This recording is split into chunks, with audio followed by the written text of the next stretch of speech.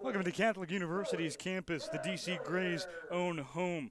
The Bethesda Big Train take them on here in this matchup here on a really surprisingly cool 7 p.m. Tuesday afternoon, evening, whatever you like to call it, depending on where you are in the world. Today as the World Cup goes on. But man on the mound for these here, Grays is going to be Deviler, the number 24 pitcher for them, Cohen Deviler, who actually pitches out of Catholic University. Interesting to see him here, who will not have anything different, and he's had a good season so far with that Catholic University. In his first season there, pitching, he had himself a 1.62 ERA to bat with as we very quickly go through these Big Train lineup here on this other side.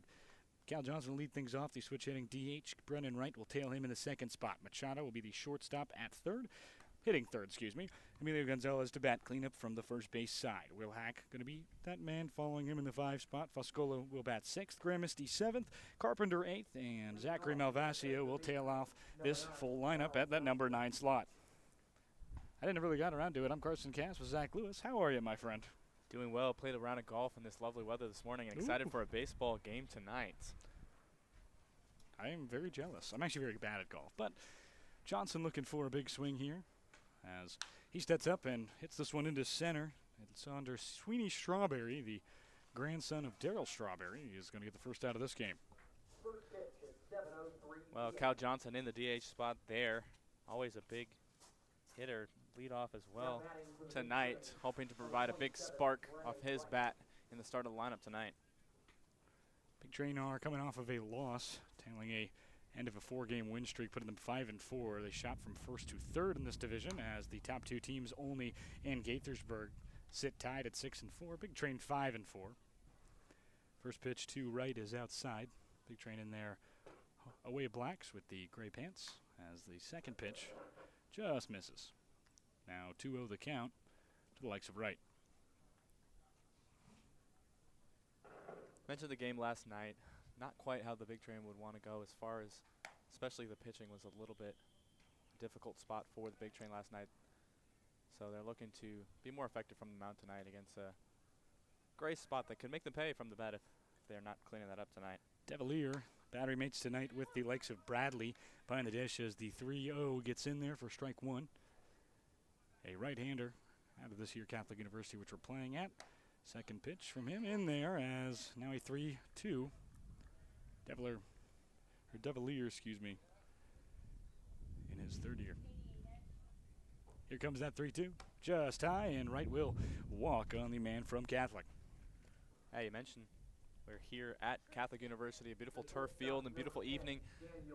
Be here in the heart of DC playing the Grays.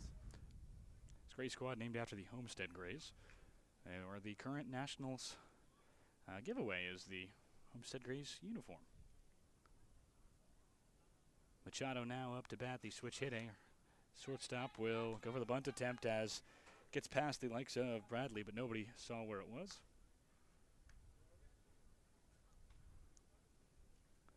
Devalier missing early, 3 first pitch balls from him. Kind of a big thing for these pitchers to get ahead, and he has not done so with a runner on first. Very lucky to have extinguished Cal Johnson, as it was a first pitch strike, first pitch swing, I suppose. 1-0. Just in the strike zone on Machado. Not going for a bunt here after maybe trying to get ahead of one with the third baseman a bit deep. Has kind of tailed in now. Yeah, not a good pitch there to Machado. Slides into the center of the zone. Counts at ones for Devalier as Machado hits this one in the air to left, kind of tailing down the line, chasing after at his heart, and he will make a diving grab. It gets there as a fantastic play to start things off for these here Grays from the left fielder, Hunt. Hunt really showing hustle there, getting all the way and making a diving catch over by the bullpen for the Grays. Good hustle and important play to start off there. Hunt along this outfield with Strawberry and Wilson. Sweeney Strawberry as the middle infield for the Grays goes with Lawrence and Rosario. Raman at third, Stoddard at that first base side. Battery mates with Devalier tonight is Bradley. That one low is for these Grays now. A runner on first, 2 outs, and the left-hander Emilio Gonzalez stands in. First baseman tonight as Devalier now gives him the 1-0 from the right side with a runner behind him. This one a hard hit ball up the middle. Sweeney will catch it, and the Rutgers commit will get the first and third out. 102 off the bat, a high velocity swing, as we'll be right back on the Big Train Baseball Network in just a moment. No runs on, no hits, and no errors. They leave.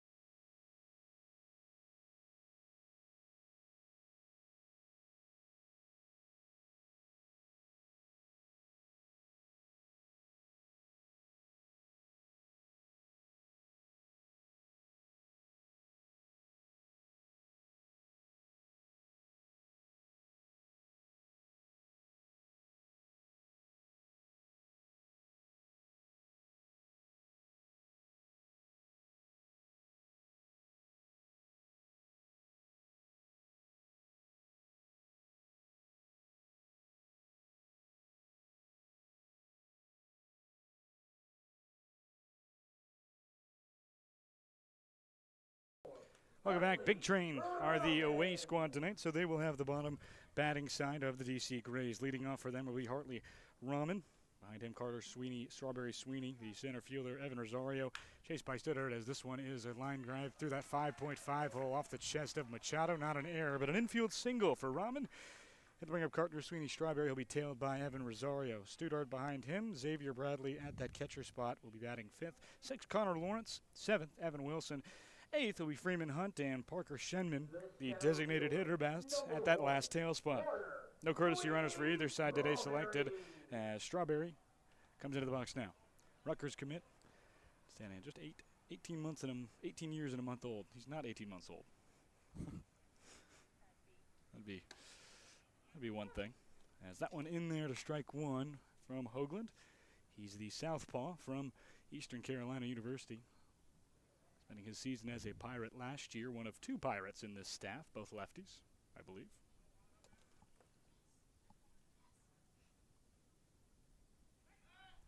Pickoff attempt back to first. Gonzalez comes up with it, but no out, and Rahman remains safe.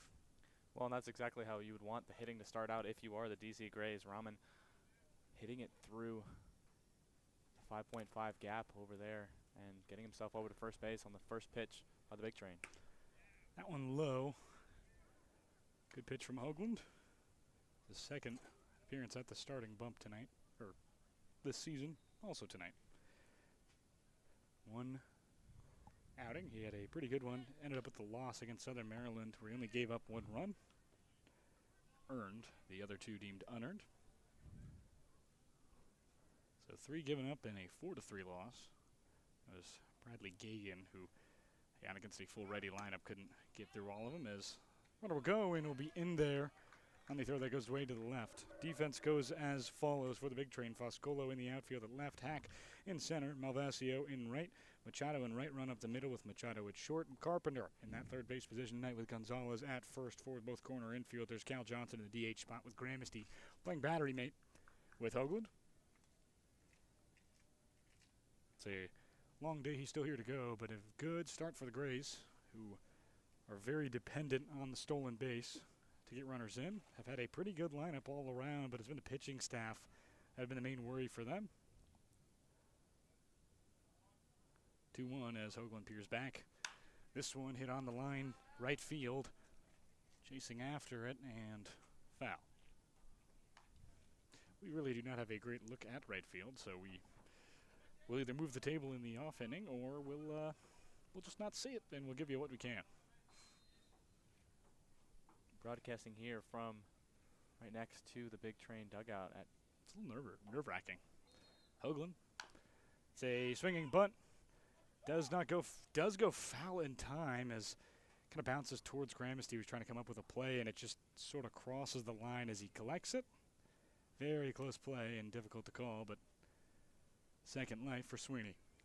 Yeah, and it's interesting to see with the turf surface here at the university how that ball kind of gets a little more bounce off of the ground there than you might see into some dirt.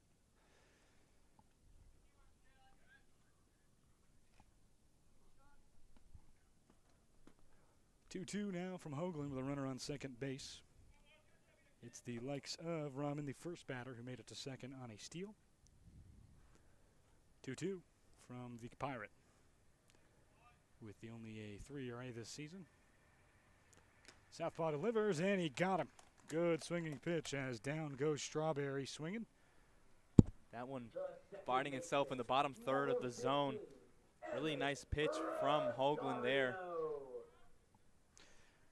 Evan Rosario stands at the dish now, the second baseman. For the Grays, Rosario, pretty good season so far as out of Landham, Maryland. Southpaw delivers and just outside.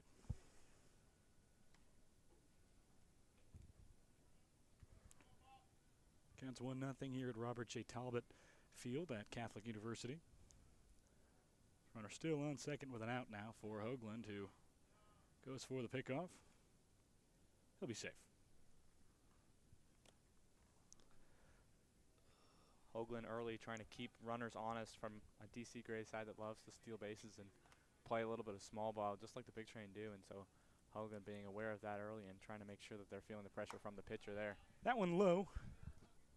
2-0 now from Hoagland, and you make a really good point of that. Hi, excuse me. I honestly was looking at the scorebook, my friend. 2-0. This one fouled back towards us, a little bit over behind us to the track. Very beautiful field here and a very beautiful kind of area. It's a full complex here at Catholic University. Yeah, we're nestled here in the baseball field between the soccer field and their football field. Somehow there's a lacrosse game of some sorts going on. It is state season here for lacrosse, so a high school game. NCAA lacrosse ended a long time ago. About, a long time ago in May. Feels like a long time. Feels like a long time since May. Southpaw misses, and he will walk. Evan Rosario, the Shepherd product, will have his way to first base. Now 2 runners on for these Grays. Number 5, Ryan Stoddard.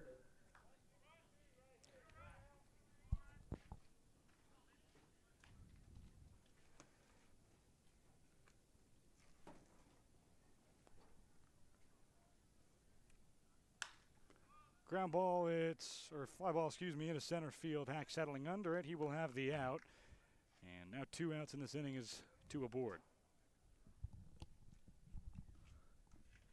Now batting into the Grays, the catcher, number 3, Xavier Bradley. Xavier Bradley will come to the dish after Stoddard flies out. Bradley, the catcher from Southern, had a very good year with the Jaguars last season. 892 OPS. Very good marker as he will come in now from the right-hand batter's box, playing battery mate tonight with their pitcher, Devalier.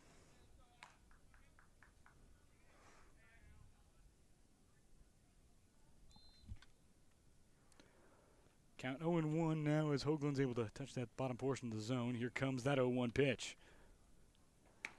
Just on that low portion of the zone. Good pitch from Hoagland.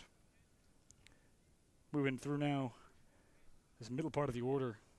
Grays haven't had a lot of slug here at Catholic University. They have away. They're actually winless in interleague play and at home, and we are also winless in interleague play.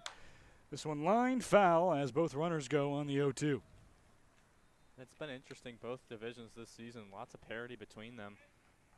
Thunderbolts winning 20-0 last night in their match, so Even the bottom of the league can come out and win a big game in this league. A lot of parity going on, as you mentioned, in both sides of this as 0-2. High pitch. Just a good period all around for both of these teams when they are at home, but are not are at home for the Big Train, not at home for the Grays. 1-2. Runner goes, going over to third as it doesn't matter. He struck him out looking anyway. Down goes Stoddard, and the Big Train strand 2 to start this inning. Good piece of hitting. Does not go anywhere from the likes of Rumman, who is stranded at second. We'll be right back on the Big Train Baseball Network in the top half of the second inning.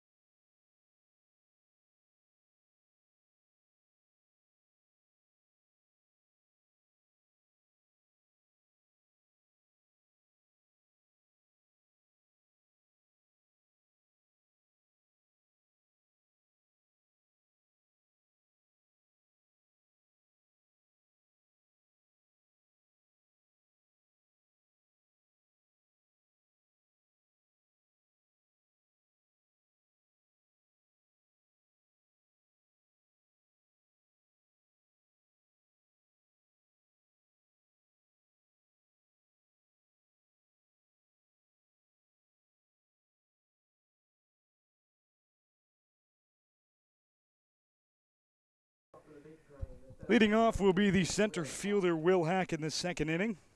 Hack, a pretty good season so far. In his last 3 starts, he's got 3 RBIs in each of them. Tailing back to last weekend against Silver Spring Tacoma, where he saw 3 RBIs, which served as the winning triple he put into play. They were down in a game they won 27-13, which you don't say every day, I don't think. No, that one certainly was. Counts now 0-1 as the first pitch in there from Devilier. I think it's nice to have Hack back in the starting lineup. Came in as a sub in last night's game against the Braves. That ball a little too far outside for ball 1. That one 1-1 as it was slightly off the plate. It was a good frame. Big wave from Hack. Count now 1-2. Hack coming into this one out of James Madison. Has had a very good season so far. Very young. Big Train have only played 8 games as opposed to these Grays who've played 10. They've actually managed to avoid 2 rainouts with the only turf field in this league. 1-2. It's a slow ground ball over the left side. Collecting is Rahman. Throw over to first. Gets there in time as he's able to get the first out of this inning. And the Shepherd product has done exactly what they've needed to here. Or excuse me, the Catawba.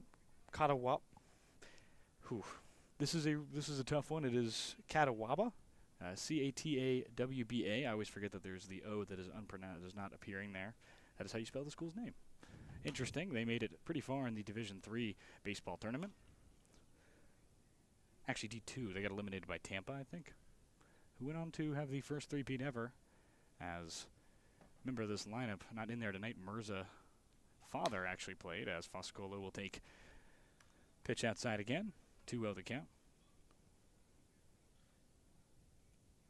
Pretty notably, Mirza's father played at Tampa and University of Miami as well. 2-0. That one in there, a good pitch from Devilier that kind of catches that outside portion of the plate, a little low. Low in the zone, not out of the plate, obviously. Yeah. That one actually pretty much dead center. 2-1, just outside, and Foscolo now a 3-1. He homered, not in the last contest, and the last win for these Big Train was a line drive that escaped over the Gregorio sign and left at Shirley Povich Field. On the road today, which is why it's a radio broadcast. 3-1. Devilier here, he comes with the heat as a foul ball goes off the hand of Bradley. He'll be okay.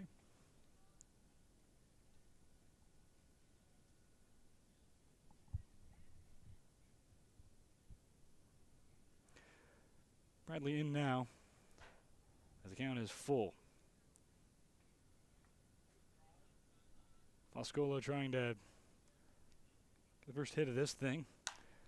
Foul fly ball. That one will land in the little valley behind the field. On deck is TJ Gramesty, Florida Atlantic catcher. He will have the opportunity to go behind the dish today for the 4th game in a row. He's battering the battery tonight with Hoagland. 3-2 full count. It's a swinging bunt, Foscolo over to the pitcher. It's a difficult one as it bounces the wrong way, and he's got himself an infield single on some turf roll, some turf spin. Yeah, that one hit pretty hard into that turf, and on its second bounce, kind of kicks the opposite way and right away from the third baseman there. Allows him to get over to first base with plenty of time. Brings up the like of Gramesty, the catcher in this one, over a 700 OBP this season as he has just kept walking. Has found his way on base, whether it's the hit by pitch, whether it's the walk. A lot of hit by pitch. Big Train have been hit by 14 in the past 4 games. And it's been a painful couple of games for the Big Train. There's 2 in that first one of the home stretch. 2 the game after, 4 the game after. Or excuse me, 6 the game after, then 4 the game after that. TJ, unfortunately, has been a victim of quite a few of those. 3. No, 4 actually, excuse me. 0-1. Lines this one into right field. Chasing after it is the likes of Wilson. He'll get there, and the catch is made. He'll be out number 2. It'll bring up the likes of Casey Carpenter, who's playing the third base position tonight. Carpenter out of UNC Wilmington, a Seahawk. Played 22 at-bats there.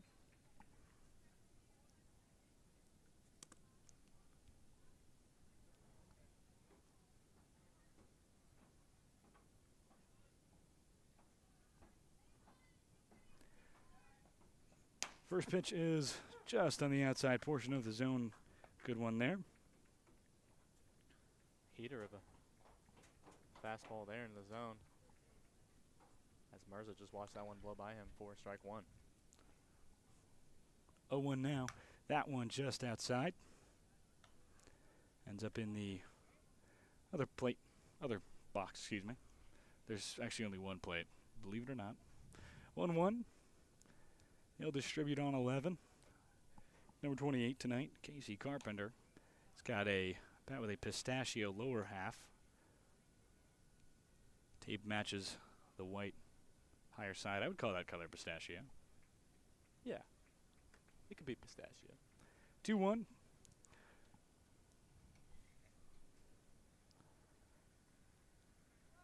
Throw back and slide over at first. Foscolo safe at the, I was going to say at the cost of his dirty jersey, but it's actually the only turf field we play at the entire season. Excuse me.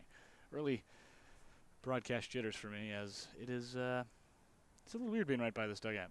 I feel like I'm actually on the field, and I'm like about to go in, and I'm on deck right now. We're standing right at about the on-deck circle. Players can probably hear us. 2-1. Devilier. This one foul off the kind of halfway sawed off from that bat. That one just clipped the top of the Grays dugout over there after it bounced in the turf.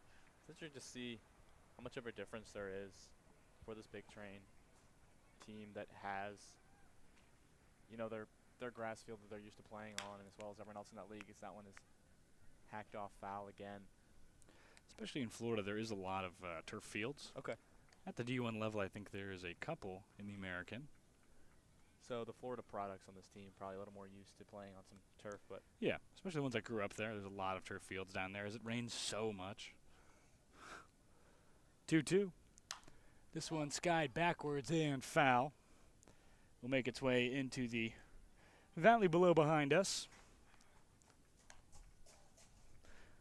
Counts now 2s for Carpenter, who's still seeking his first hit in a completed game.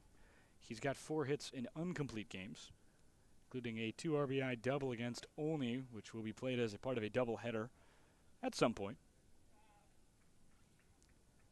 2-2. There's a Monday game next week as well. Lined into left. This one's going to get down. Maybe extra bases. Foscolo from 2. He'll round, go to 3. As this one is going to be just enough to move him to third and get double for Carpenter, who has himself his first hit of the season in a game that I think, judging on clear skies, will get completed.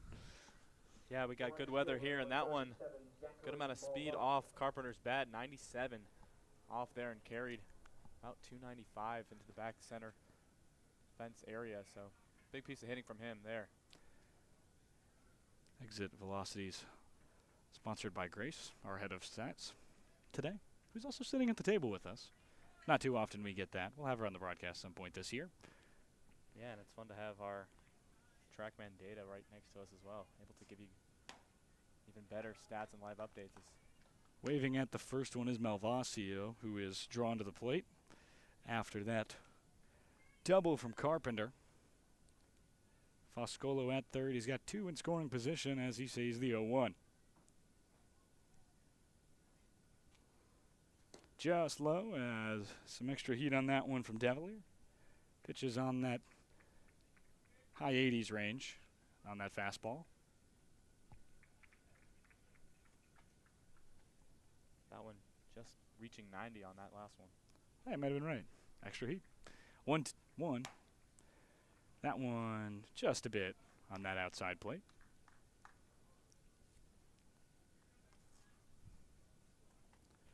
Counts now 2-1 for Malvasio. He's tailing this lineup tonight.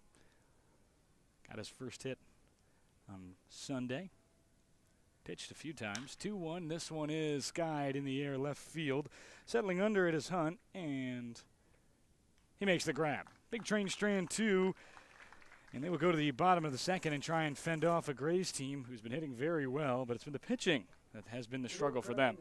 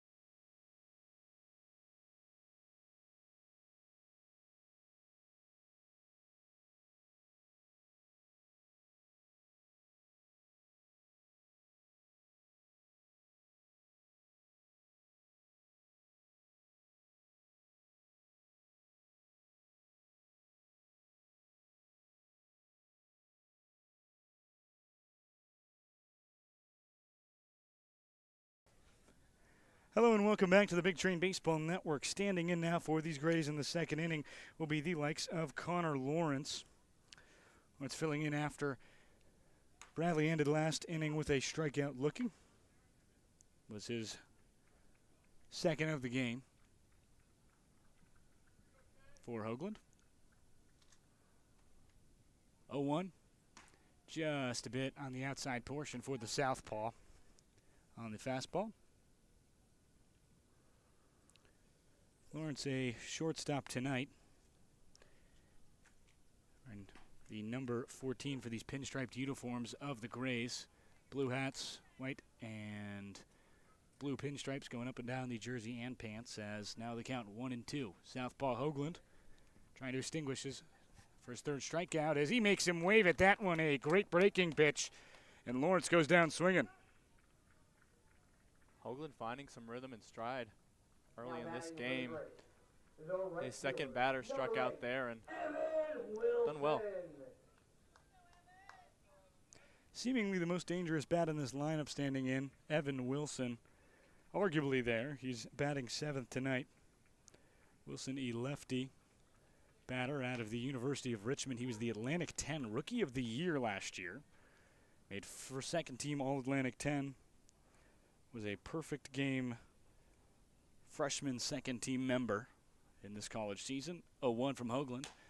He watches ball one. Wilson mashed a 1+ OPS last season for those there Spiders. This one in the air, Wright's going to get over the likes of Wright and Gonzalez, and he'll have a single. He'll try and round before throw in, keeps him there. So a single to start things off here for Wilson, who you are just expecting to be mashing the ball all season long. Well, yeah, you just mentioned it there. Has lots of experience and is just clinical hitter for these Grays as well, and does a good job making contact with the pitch from Monahan there. Hoagland, excuse me. 0-0 count as Hoagland delivers on the swing and miss to the next batter up for them. Likes of Freeman Hunt, the left fielder.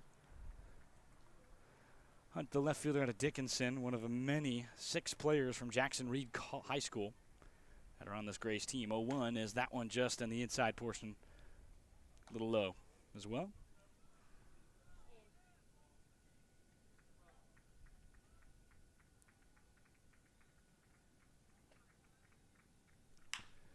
Pitches hit on the ground to left. Worm burner. 5, 4, 3. They get the double play to get out of the inning, and the Big Train retire 2 stranded. We'll be right back on the Big Train Baseball Network in the top half of the third as they look to pile on and strike first at the draw 0.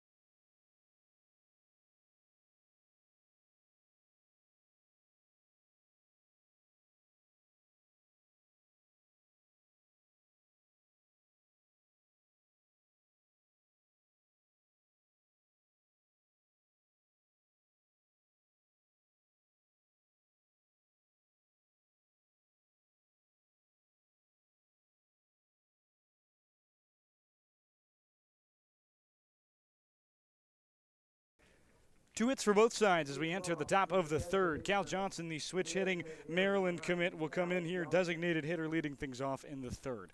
In the first, he's 0 for 1 today, served as the first out of the game on a fly ball to center field. First pitch is a strike on the inside low portion. Johnson would love to get his bat moving in this one. Has found himself a little in and out of the lineup recently as that one is thrown, I would say into the dirt, but it is turf. So into the turf there for ball 1. Johnson needing maybe a little momentum in this game? He hasn't got the hits he's wanted to, but when they have come, they've been pretty far. 214 average with a slug and OBP above the 400 mark. So he's been walking a lot. Had 5 just about 9 days ago in that 27-13 win against Silver Spring. Sun almost set behind the trees here at Catholic University, certainly affecting our eyesight as the 2-1 is low and misses the zone. So 3-1 the count to Johnson. Good patience from Johnson, not getting too hurried. Just low again, and Cal Johnson makes his way to first on a 5-pitch walk from the third inning of work for Devilier. Now batting for the big train. So we had scouted Bonarise and known that he was a prolific base stealer, but something that we learned early on about Cal Johnson is he has serious speed on the bags. Stole a unbelievable 0 bases last year, but he's done a good job on the paths this time around. Didn't really steal with the fact that he was the second lineup, or towards the tail end of the lineup, and the leadoff trailed him. That one a fly ball to the left, as you may have just heard me genuinely headbutt my co-commentator on accident. 0-1 as Brennan Wright standing in the line drive from the lefty out of South Alabama, second team All Sun Belt last season. 0-1. Devilier delivers to him from the right side and late again on a fastball.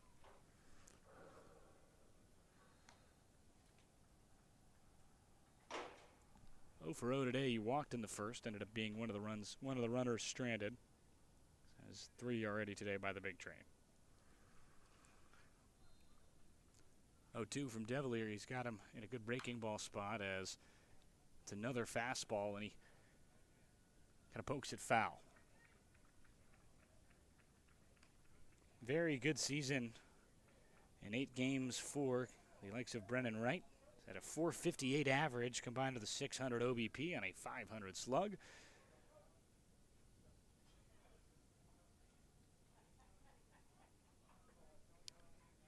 Slug comes from 1 double, his first extra base hit last night. 0-2. High, and that one is just outside the zone. Big Train lost 15-6 on the 6th month of the year on the 15th day, so something to say there, I guess. Definitely interesting. Gaithersburg took down the Grays last night at their place 13-1, so both teams coming off of a loss. 1-2. This is low. Runner goes. Johnson is safe. Tag not in there, and he kind of went over the bag. Kind of on his butt. As not an ideal slide. Looks like it. He kind of jammed his knee, but he'll stay out there at second and lead off. He looks like he's all right. Moving a little uncomfortably there. I'd second the throw from the catcher for the Grays. Just a little bit short. So he has to, second baseman has to move backwards, trying to make the tag, and Johnson in there. 2-2. That one, strike 3 called, and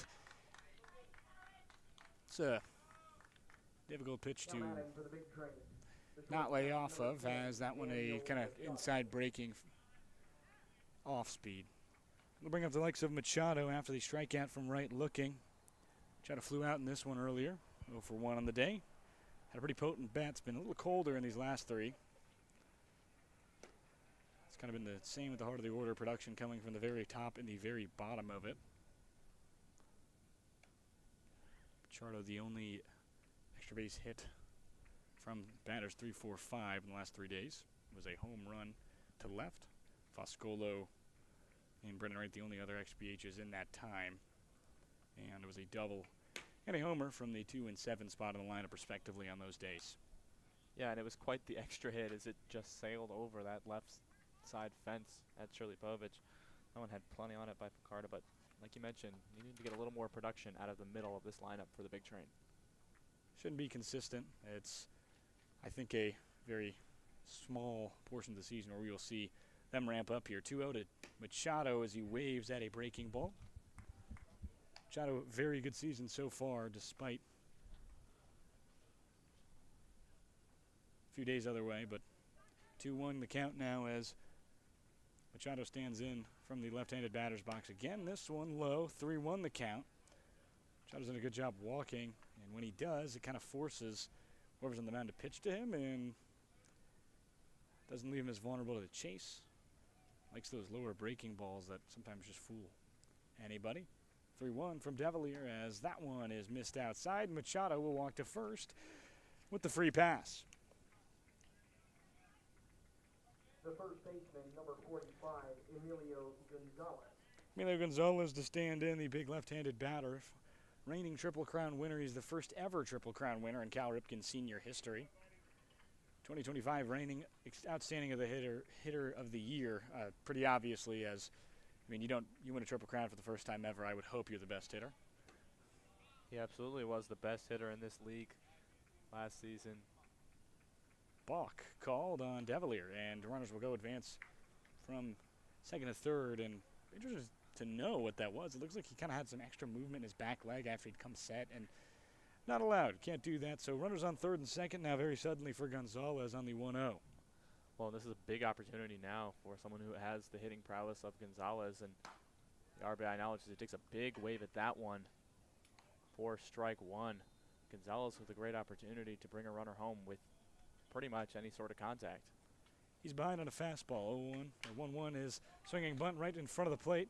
It goes a little further. They're going to be able to get Gonzalez at first, but it is the RBI they're looking for. Now his 13th on the season, league leading once again, and Gonzalez plates the first run in the form of his teammate Johnson.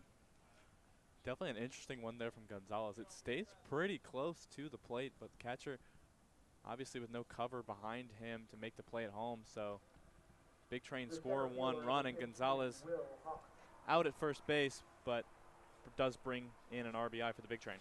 Will Hack stands in now, righty batter out of James Madison. Looking to extend his streak in games he started, as he's got 3 RBIs in his last 3 games in each of them and when he started, so 9 total. 1-0. It's a ground ball left side collected by the shortstop Lawrence. He's not able to get it. It kind of goes in and out of his glove into the outfield, so a run brought home on an E6. A good break for these Big Trainers. Now they go 2 up. Foscolo, the Kentucky redshirt, stands in.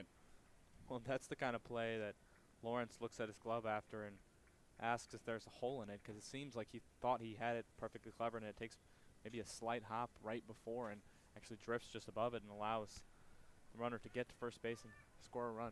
Big Trainer, pretty much the epitome of winning ugly, if you are familiar with that term.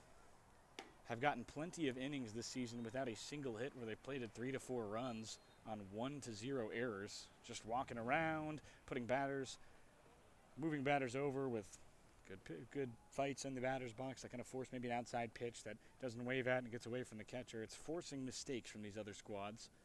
They get a lot of runs unearned. Actually have the most unearned runs scored in this league, as the 1-0 gets away from the hands of Bradley and will advance. Hack. Well, if you caught any of the game last night against the Braves, what they were successful in doing at the early portion of the game last night was exactly what you said. As the catcher takes a visit with his pitcher Devilier on the mound, what we saw success for early in that game was the Big Train coming in and playing scrappy, getting some unearned runs with some base stealing and putting pressure on the pitcher and the defense to make the plays and punishing them when they didn't. It's a 2-0 count for Devilier as he comes back into this one. Batter will be obviously Foscolo again now on the 2-0 count. Hitters count for a guy who's had a lot of slug, not too many hits, but out of all 4 of them, 3 of them have been extra bases. 2-0. Well, I guess 5 now. He had a single in the first inning. Second. Wow, I can do math really well. 3-0 count now, as that one's just on the outside portion of the plate. Good pitch from Devilier, but Foscolo disciplined, knowing that he's been kind of struggling to hit the zone with anything but the fastball. 3-0. Righty delivers, and it's a strike on the high part of the plate. Good pitch. That one did just catch the top corner of the zone there. So good pitch from Devilier, and trying hard to work himself back into this count. 3-1 the count. Righty delivers, and that one is just on the outside portion of the plate, and a called strike 2. Now payoff with a runner on second base. 2 perfect pitches for DeVilliers there, catching the outside portions that obviously Foscola does not want to swing at 3-0, and now he's full count. 3-2 is fouled backwards towards, I believe, a run club is happening behind us, but there is so many people that I have no, it's way too organized to just be a run club. It's actually pretty incredible what's happening. Anyway, 3-2, full count. We'll go payoff again. Foscolo will dance. Anyone familiar with track and running, and they're doing interval training there. Big wave on that one, and are under stranded as the Big Train go up 2-0 on no hits. 1 error and 2 walks. We'll be right back on the Big Train Baseball Network as they lead the DC Grays. Sun setting now at Robert J. Talbot Field. Scored 2 runs on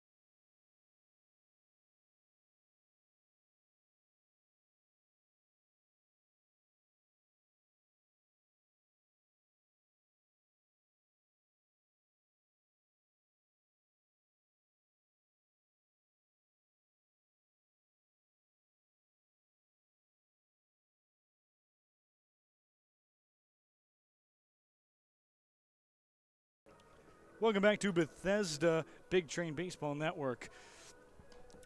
As we are here at Robert J. Talbot Field at DC Gray Stadium for tonight. That's not the actual name of it, but Catholic University hosts these DC Grays named after the Homestead Grays. So a heir to past baseball, as the Nats also doing a Homestead Gray jersey giveaway tonight. It'll bring up the designated hitter at the bottom of the lineup, Parker Shenman. Yeah, at Catholic University, their field here, Robert J. Talbot.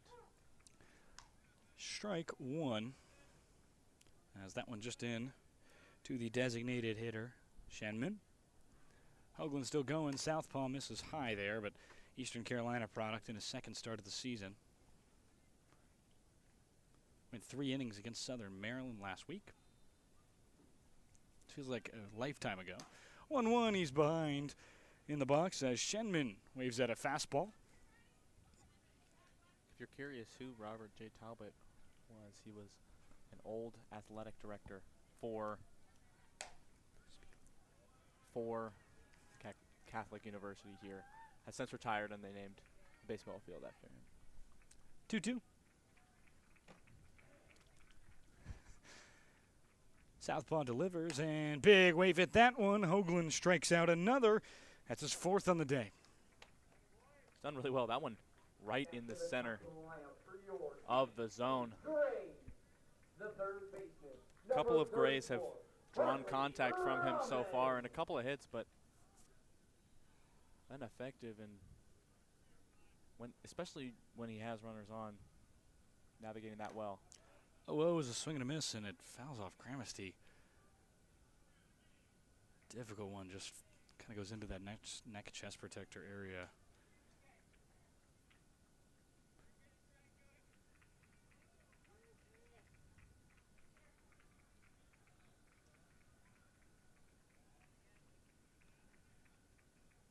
He's the only catcher here tonight. Panett can catch. Don't think he has this season. Believe did actually an exhibition. 1-0, and Gramesty head towards that dugout. We'll be right back at the Big Train Baseball Network. We'll take an injury break.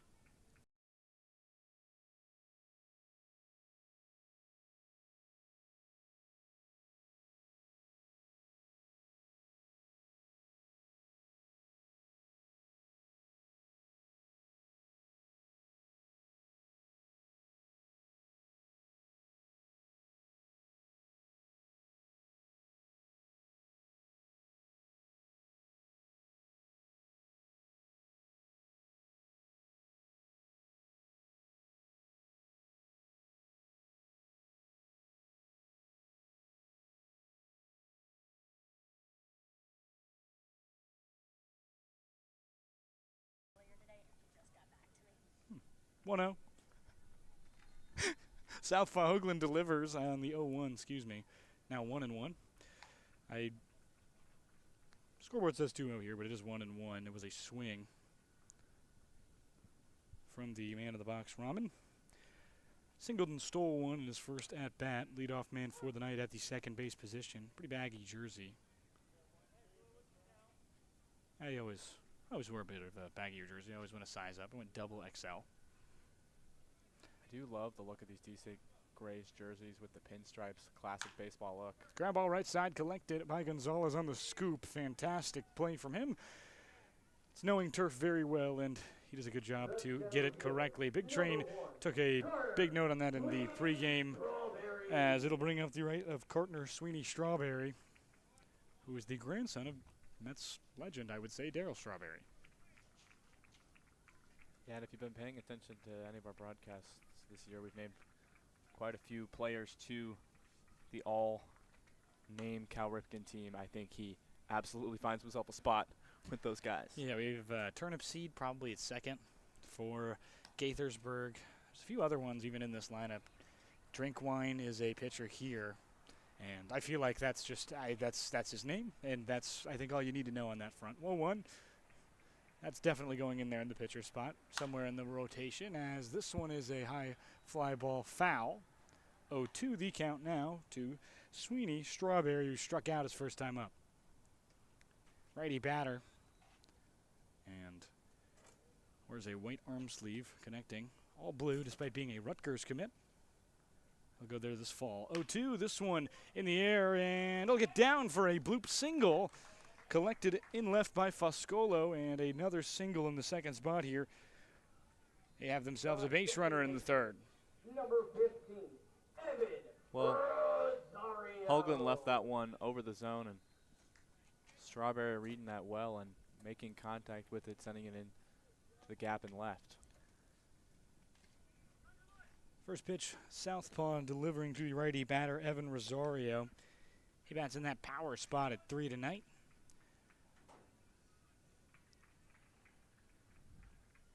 Rosario out of Shepherd in West Virginia. A few guys around the league. Our own Aiden Rittenauer. He's not pitched yet. Lowest pitcher number on the team at 14. Rosario at Shepherd posted a OPS few ticks under 900 in his freshman season there as a utility player. For these squads tonight, he's going to end up at second base. 2-0. Just outside. I'm the third baseman. Went down, and after a strikeout swinging from Shenman, the DH, and Carter Sweeney Strawberry to recap the inning so far. 3-0. The next batter after Rosario is Hoagland just a bit outside, and he walked him in 4 pitches. Righty batter is on, 2 out for the Grays as Ryan Stoddard, the first baseman, will come in. Didn't get to introduce him as he swung on the first pitch last time and got out. Lafayette College member in the Patriot League, posted a 700 OPS. Very tall and kind of stiff stance that he kind of gets into more movement like Cody Bellinger when he was with the Dodgers. Kind of moved out of that stance in New York. White Sox playing there right now. 1-0. Just outs on that inside corner. He has to move his legs outside. Yeah, he does have a really tall frame in this batter's box here. Stoddart playing at Lafayette College, as mentioned last season. hit 241 in his 12 games he played there. 2 home runs and 8 RBIs, so starting to find his spot there at Lafayette. That one low.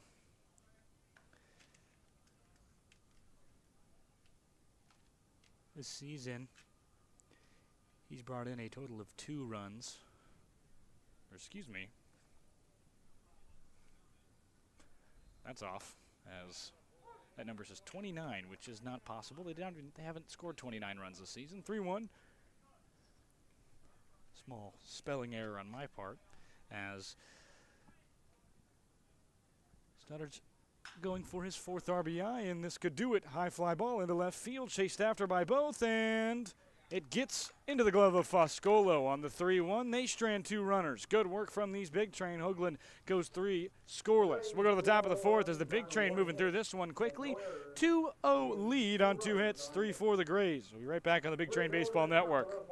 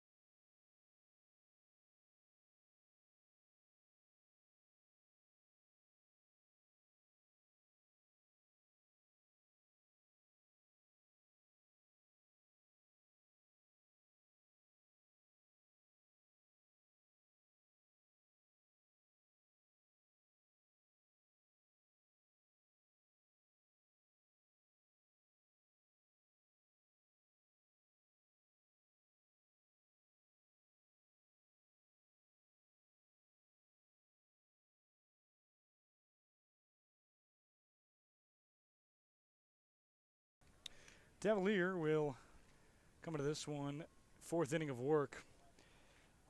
He'll start facing TJ Gramesty as The catcher, number 1, TJ Gramesty.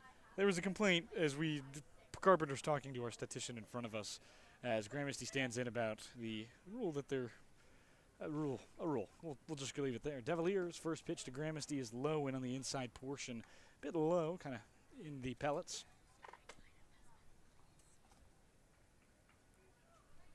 Counts now 1-0, as that one just low again, not quite in the pellets, but does get away from the catcher Bradley. It's the first turf field that the Big Train have seen this season. I believe it might be the only turf field in the league. It is. Bingo. Some I other like bingo. You rules like bingo? Sorry. with your equipment and things, the metal spikes not allowed on this field, but the whole Big Train lineup, starting lineup, has only metal spikes with them. So Cinco baller, Devalier.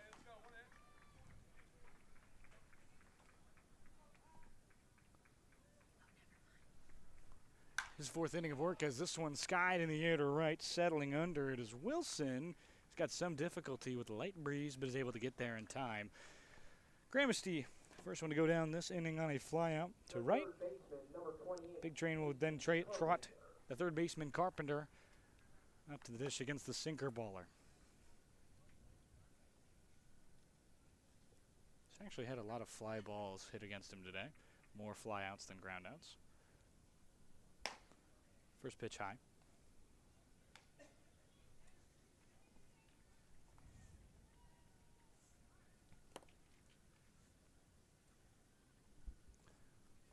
Carpenter coming into this one got his first hit of the year on a double. He was eventually stranded, but made way into the pitch count to give enough for some walks to start coming out of the hand of Devilier, as nobody up in the pen just yet. They're going to expect him to go pretty deep into this one. He's been pretty efficient despite giving up those hits. They came very early in those counts. He's gotten out of counts pretty early, no more than 6 pitches in a single AB thus far. When only one of his 2 runs that he's given up so far in this game have been earned runs. That one just a little low and outside. Good pitch from Devilier, but Duz and Kid Carpenter going. 3-1. It's a ground ball left side collected by the third baseman Rahman. Throw to first. It's a scoop, but a good one. Stoddard is able to make the play, and the Big Train go down to their second out as Carpenter, his ground out leads to the likes of Malvasio, who flew out his first time out. Zachary Malvasio. Malvasio notably is, because of the turf, now playing in Dang. what looks like street sneakers. Yeah, those are those are running shoes. First pitch to him is just in there. See if he gets caught in a situation where he's having to make a quick running play, if that comes to affect some slippage. Not a lot of ankle support in those shoes, even remotely. You have to, our Grace, our statistician in front of us, is making a really good point that you have to tie them tight and pray. Pretty much. I have ankle issues. And, you know, if I went out there with running shoes, I wouldn't really, I'd know that it was only a matter of time before I sustained a roll. I think anybody who has stepped onto a basketball court wearing running shoes Yeah, it's me. definitely understands what it feels like to try and move your ankle back and forth. Ground ball left side, collected again by Rahman. Throws low again, but another good play at first from Stoddard, who is really hoping his third baseman starts throwing it at his chest. We'll be right back on the Big Train Baseball Network. 3 up, 3 down pretty quickly as this game progresses on with a high pace.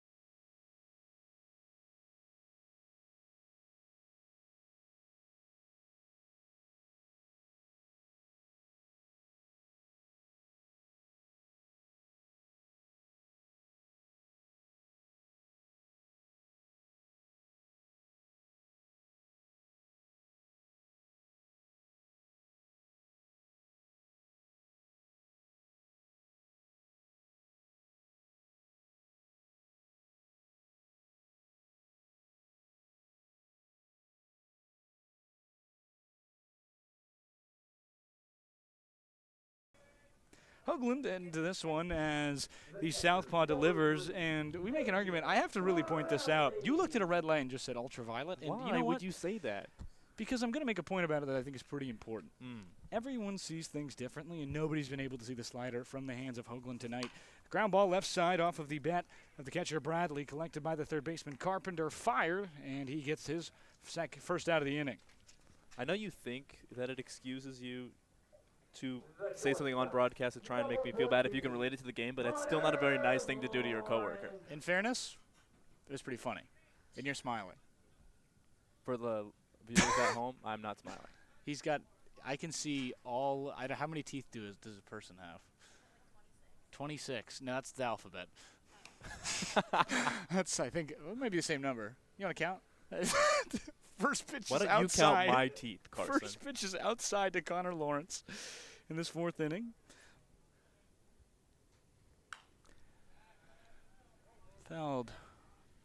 off that on the second. So 1-1 as Bradley goes out on the ground out to start the inning, and Ryan Studard, previous one to end the third. He left some stranded, just one. 1-1, and that one is low. You know, it is a beautiful night here in D.C. Cool breeze coming through.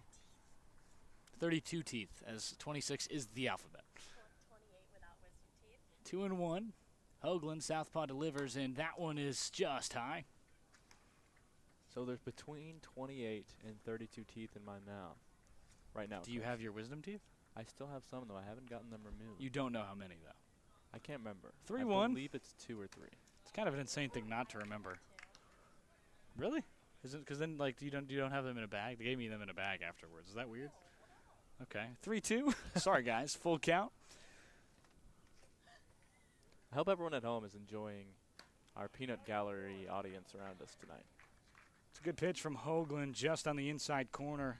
Barely. Lawrence is able to get his way onto first. He'll be the first base runner of this night. Good job from the lefty. It's the only two lefties in this lineup back-to-back, him and then Evan Wilson, who is the big bat out of Richmond in the transfer portal. A lot of eyes on him for the big lefty, who is the Atlantic 10 player of the year last year, or rookie of the year last year, second-team All-Atlantic 10, second-team All-American rookie team. Is a big prospect to look out for as he's playing here in the Cal Ripken Senior League. Yeah, and his first pitch that he saw, he crushed into right field and got himself a single. So looking to add on to that tonight. 0-1. Hoagland looking at his one of only two lefties he'll face. It's the advantage for him, but he's actually struggled with these two. Did get Lawrence on a strikeout, but he's 1-2 against them. One strikeout to Lawrence and one walk administered to Lawrence, as well as the single in his second time up now against Wilson. Wilson in right field tonight. Hoagland the pitch. Just low. It's a very, very good pitch. Could have been called either way. 2-1.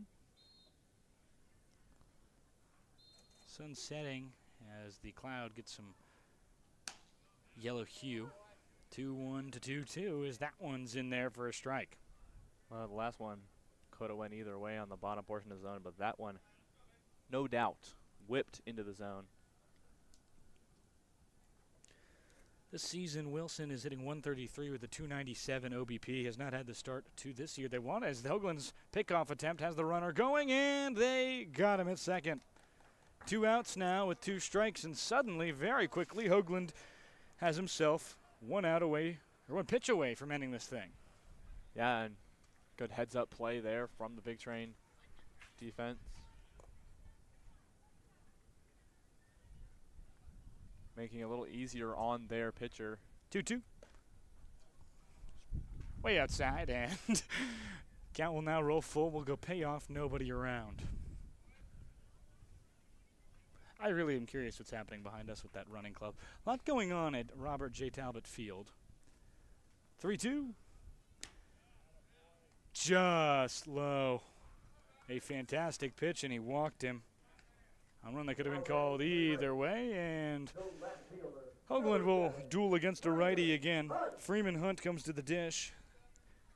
This season he's not had a lot of RBIs, but he has had a pretty good one in his now 5th game. 333 average with a 467 OBP. A lot of hitting this year, as not too many low scores. Silver Spring Tacoma actually bounced back, and they got 20 against Alexandria, who was actually first in the South Division before giving up 20 runs and getting run ruled by the lowest team in either division. Yeah, and just showing what this Cal Ripken Senior League can bring you in play. I mean, that's the bottom of one division and the top of another, and beat them by 20 runs. Gray's 0-4 at home, 0-3 in interleague, and 0-2 for the Big Train in interleague play between the North and South Division. So kind of the movable object versus the stoppable force in terms of records. Both of these teams have had to have their hardest games in those respective places, away and home. Gaithersburg, who sits at the top of our division in the North, was one of our away games. And, you know, sometimes you lose some on that road section. Big Train are 1-2 on the road, excuse me. Ground ball left side collected by Carpenter. This one fair. He's got to fire a long way, and Gonzalez, good stretch to get that one. Big Train have now gone 4 innings scoreless as Hoagland, his night might end based on his pitch count, but has done a fantastic job from the left side. Southpaw now through 4 innings with a heck of a lot of strikeouts. We'll be right back on the Big Train Baseball Network.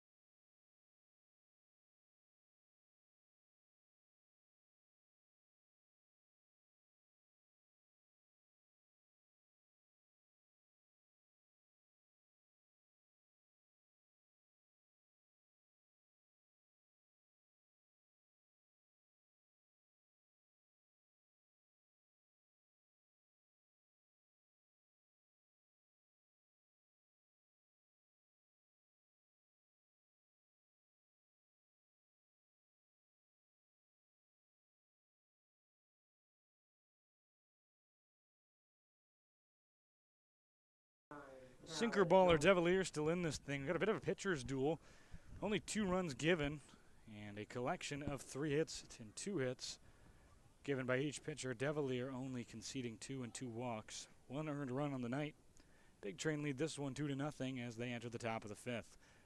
Leading off is Cal Johnson, who is, I have no idea what shoes he's wearing. Does not have cleats tonight, so he's wearing some kind of sneaker. 0-1. Big wave at a fastball, and he's a little bit under it. 86 now for the sinker baller. Looking at the sneaker, it looks like a cross between an Air Force One and a Hey Dude. 0-2 is line in the air to the left, and kind of just at that left fielder Hunt. He is able to make the grab, and first out of the inning is a sinker running 87. Kind of just gets right under it. Carson, how would you think having sneakers instead of cleats in the batter's box affect the way you hit the ball? Sometimes you just can't get the plant down and your back foot or front foot isn't there. As Wright thinks about a bunt, he's got regular cleats on, but kind of leads to the inability to drive your left leg with any kind of power, or right leg if you're a righty hitter. Thinking left leg as Brennan Wright's up to the plate as he takes strike 1, count now 1-1 to him.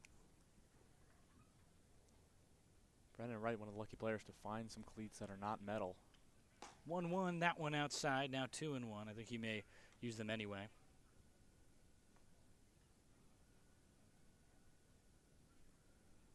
Two on the count now. That one, call the ball. Sinker again, and kind of that 86 range, just kind of not touching the strike zone when he gets towards that high portion of the plate. Don't really want to leave it up there as the 3-1 is low, 86 mile an hour. And just in there, Machado will be brought up there, and a walk for the likes of Brennan Wright.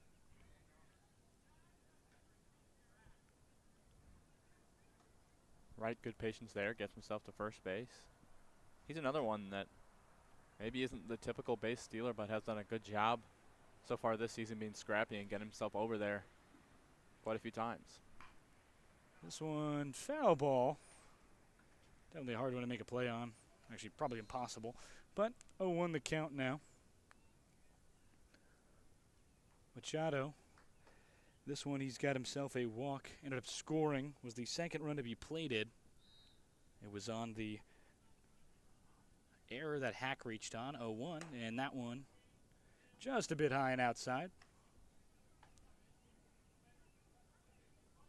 Fastball sitting at that 86. And Pico Armstrong homers again the night after he cycles. A big presence in the rest of the MLB as that's going on today in sports as runner goes, and a kind of a lob throw as he honestly did a very good job, Bradley, behind the plate of getting to where his guy was. And because the second baseman not very ready, it's supposed to be to him, and he just kind of lobs one over, and you know what? He got him over there. Counts 2-1. Machado standing in again. Well, Wright gets over to second base there, and maybe the Grays a little fortunate on that play to not give up more than one base on that throw that second baseman was not ready for. 2-1. Strike in there is now 2-2. Fantastic pitch, just painting it. Clips the outside portion of the zone. Two's lined up the middle, collected by the second baseman and put over to first. Good play by Rosario, and now there is 2 outs in this inning. It's another fantastic pitch on that outside corner right on the line. So we have access to TrackMan today. Yes. Oh, count now to the likes of Emilio Gonzalez, who's gone 2 up, 2 down. Does have an RBI. That one low, but a runner on third for Gonzalez. Big opportunity with Wright over there. Well, Gonzalez been huge in the RBI category. This at-bat needs to put it somewhere that'll get him over safe if he wants to on another here with Wright threatening from third base. 1-0 is missed. Now a 2-0 as the off-speed is kind of just below the knees and way outside. 2-0 from Devilier trying to get through his 5th inning of work. Fouled backwards. High fastball and kind of drops right where Gonzalez's bat is, but again, that sinker is a difficult one to deal with.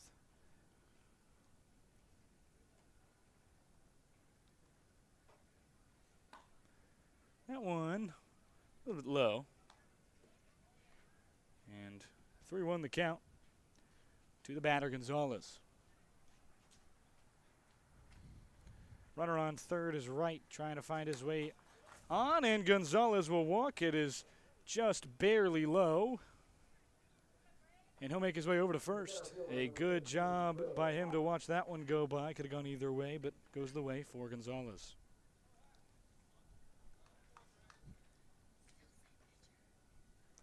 Devilier trying to get through his 5th inning of work tonight. The sinker baller in his toughest jam since the 3rd. The Big Train plated 2 runs, 1 earned on 1 coming in through the air. Batting is the likes of Hack. That one in there for a strike. Catches the inside corner. 87 miles per hour on that fastball. 0-1. 2-0 lead as they try and extend it with the corners filled. Hack, a sawed-off grounder towards the second baseman. He's going to have to beat this one out, and a fantastic play at first. Great stretch by Stoddard on the hard throw from Rosario and the Big Train. They leave 2 stranded on a great play and continually great defense on the Grays, who are bottom in this league in errors. They've done well in the field, and it hasn't really paid off with a lot of their pitching not being where they want it to be. But for Devillard, through 5 innings tonight, only 1 earned run given.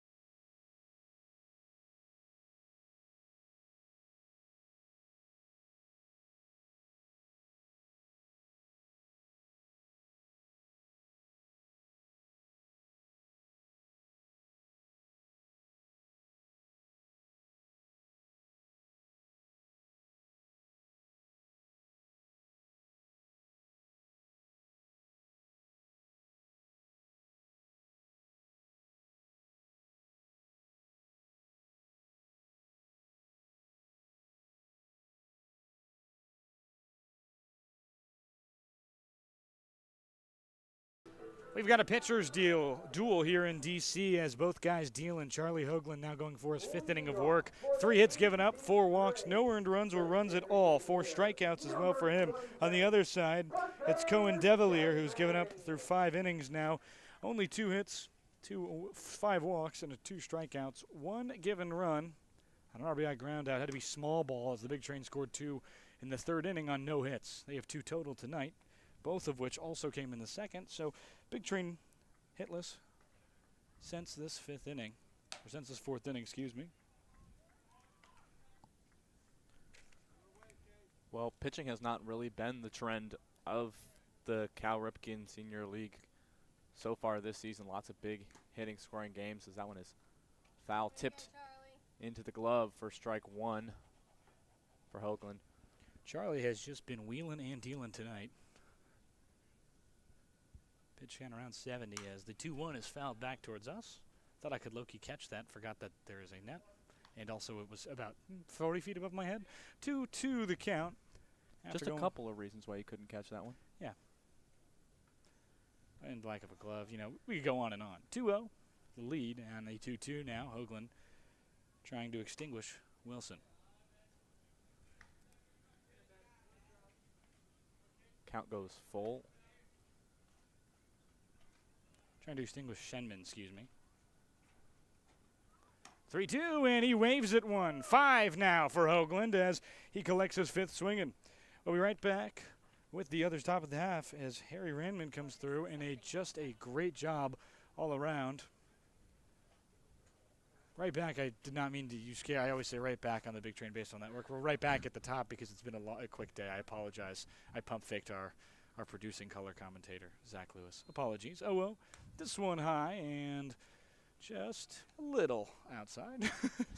Very high, though. 1-0 now the count to the leadoff man, Rahman, who has 1 for 2 on the day. Rahman also has a stolen base. One in there, 1-1 the count. Southpaw dueling the righty on the other side as nobody going in their pen just yet, so likely 6 innings of work we'll see from Devilier. Ground ball left side, Carpenter collects, throw over to first, and he got him. Leadoff man goes down. He's quick, but not quick enough.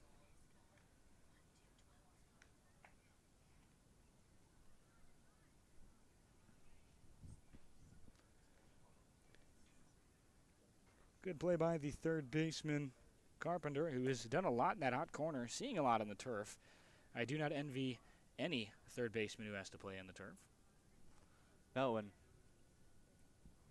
after maybe just one play at the beginning, the Big Train have adjusted really well to this turf and all the hops and just read all the balls very well. Really good connectivity from the Big Train defense today. Is that first pitch is outside. Sweeney Strawberry in for his 3rd at-bat of the day, or 3rd plate appearance. 1 for 2. He's got a single, and he struck out as that one in there. Good pitch again from Hoagland as he's trying to go 3 up, 3 down for the first time tonight, despite him being very efficient all day. And Hoagland, longer outing tonight. A lot of the pitchers we've seen so far do have pitch limits from their college coaches. Gets another strike there. That one just gets the top corner of the zone on the inside, so Hoagland getting ahead in another count and looking to strike out yet another one of these Grays batters tonight. 1-2 now. Hoagland just inside, almost caught Sweeney. Kind of broke inward. I don't think he was expecting that to go forward. Gramsty giving his pitcher a nod there, saying throw that one again. Oh, again, and 3-2 now the count.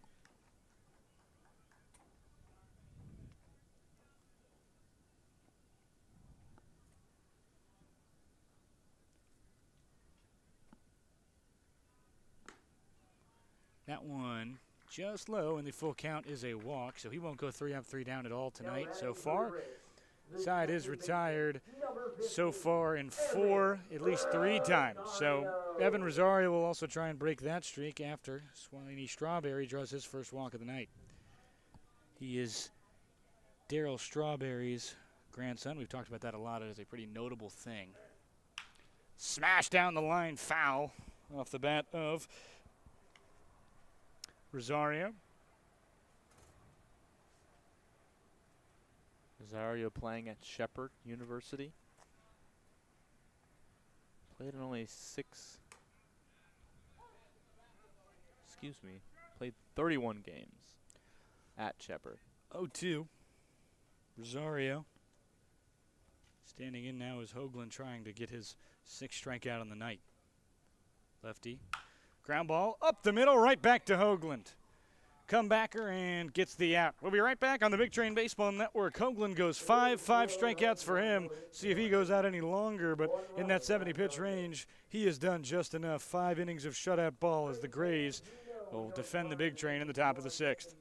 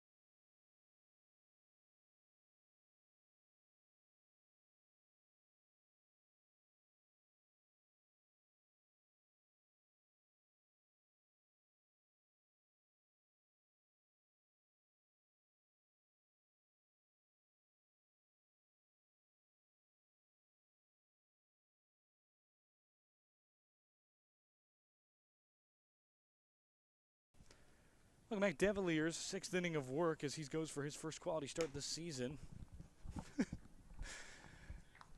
Grays are doing a fantastic job on the mound. Hasn't been the trend this season for them, towards the bottom in league ERA. But obviously time to change that as it's a young season. Popped up off the bat of Foscolo towards that right field corner, and Rosario, the second baseman, is there. First out of the inning. Rosario doing a good job calling the rest of his team off of that one and being in a good position to make that for the first out here. Gramesty will come to the dish. Tonight for Gramesty, he's 0 for 2. 2 flyouts to his name, hasn't gotten a hit in 5 days. Ouch, and he has now been hit 5 times, and that's why he's been very productive despite not having a hit in 5 days, is that is now double-digit walks in 5 games for 4 games for Gramesty. Yeah, the painful way. The painful way, and we are close enough that we heard the audible ooh when he got hit. Another stinger for Gramesty, but he does get himself over to first base again, and hopefully will use that to his advantage, his quickness and speed. You know, we talk about who he is as a person. He's a big spark plug. He was smiling instantly as soon as he was about maybe a quarter down that line because he realized, hey, I get to go to first base. And you know what? Any opportunity to get on, it's what we're hoping for, as Devilier unhappy with something that had happened.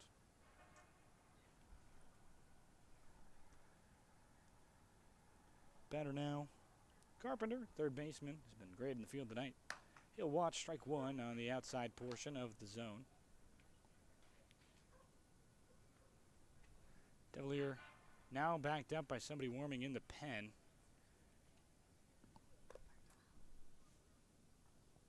It's going to be another two-way player as they don't have a 12 on their listed roster. We'll take a little look at that, find out who that is later. 0-2 now as he's got a hole for Carpenter. Like we got a pitch limit. Might be his last batter regardless of how well he's been pitching tonight. But Devilier, an older guy, probably a higher limit. 0-2 from the righty. This one popped foul into the valley behind us.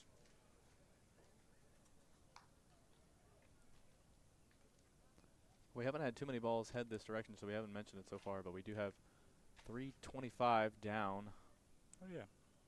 the left sideline and even 400 for the backside fence. 0-2 when he waves at that one. High sinker. Carpenter blows by him. We can't see the right side fence, so I don't know how far that one is. I would guess it's probably the same based on the fact that if they had engineered the field any other way, probably wouldn't. Turf would probably cost about an extra $3 million. Shout out Grace going above and beyond, literally standing on the chair to see it. It is 325. Shout out Grace. Some very even proportions for this baseball field, which makes sense based on where it's built and how it was built.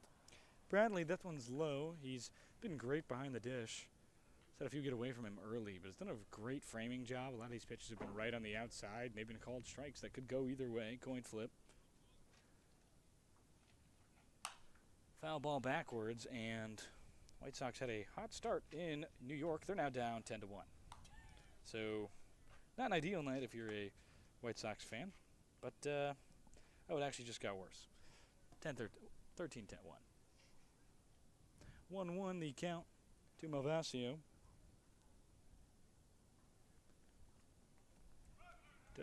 Delivered, and that one in there.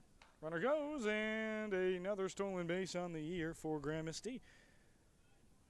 Well, Gramesty, like we said, making use of his painful trip to first base, using that to his advantage, and now in scoring position for Malvasio at the plate. 1-2. Gramesty's 5th stolen base at second this season. He's trying to just get ahead of the pitcher. Devilier delivers, and this one right off the knob. It's out off foul, and Devilier trying to get out of this jam. Going forward would be a quality start if he gets out of it. Only the second that will have been done in this league this season. 1-2. Big wave at that one. Drop third, but he's going to tag him. 5 strikeouts, as that will be the night for the man on the mound, Devilier, who will end his night. 6 innings pitched, 4 strikeouts. Some traffic, but not too much, as only 1 earned run given. We'll be right back on the Big Train Baseball Network as a new man to the mound for Bethesda.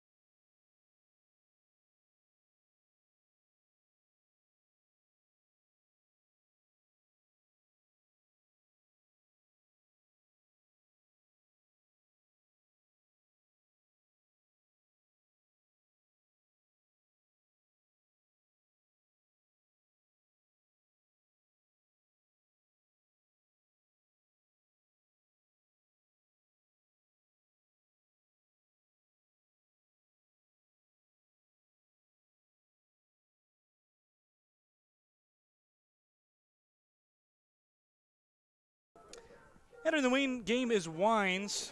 Waning and whining for him. He'll replace Hoagland, who goes 5 innings with 5 Ks. Good outing for him. For these Big Train, it's going to be all about the lefties on the mound. But for the one righty he will likely be seeing tonight, Wines has had a rough season so far, but it's the opportunity to put it back. Third outing for him tonight, or I believe the third outing, I think, tonight. As we load up the stats, things not updated on my end, so a brief apology there. We're going to have some delays as we fight the Wi-Fi. Yes, it'll be his 4th appearance tonight. He's gone through 6 innings pitched. Still a 15 ERA, which he's not shaken somehow despite the first 3 outings. 11 hits given up, 6 innings pitched. You got something to say? Ryan Garrett.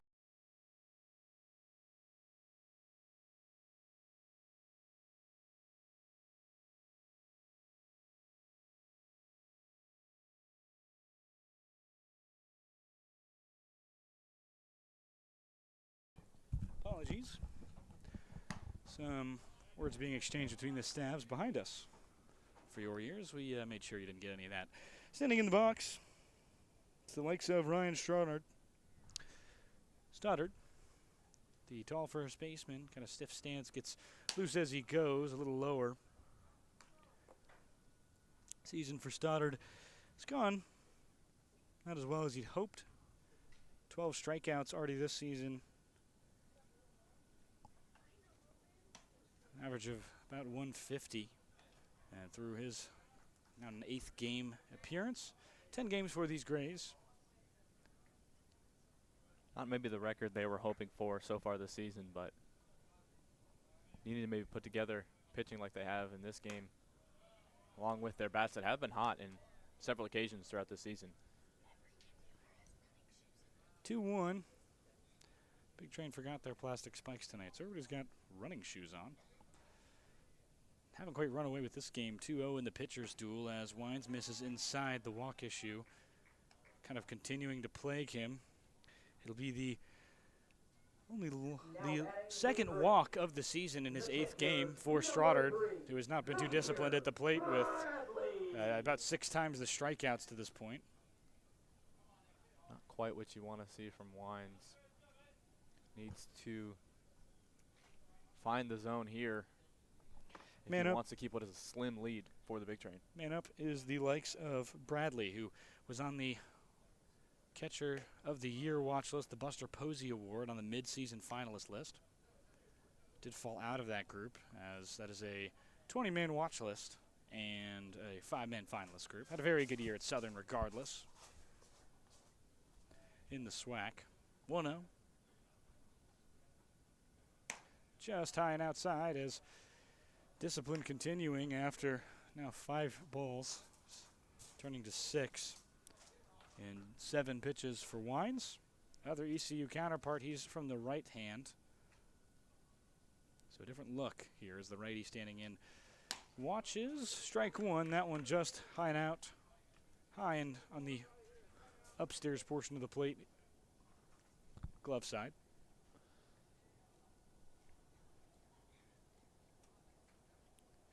Two-one. Just high and outside as, again,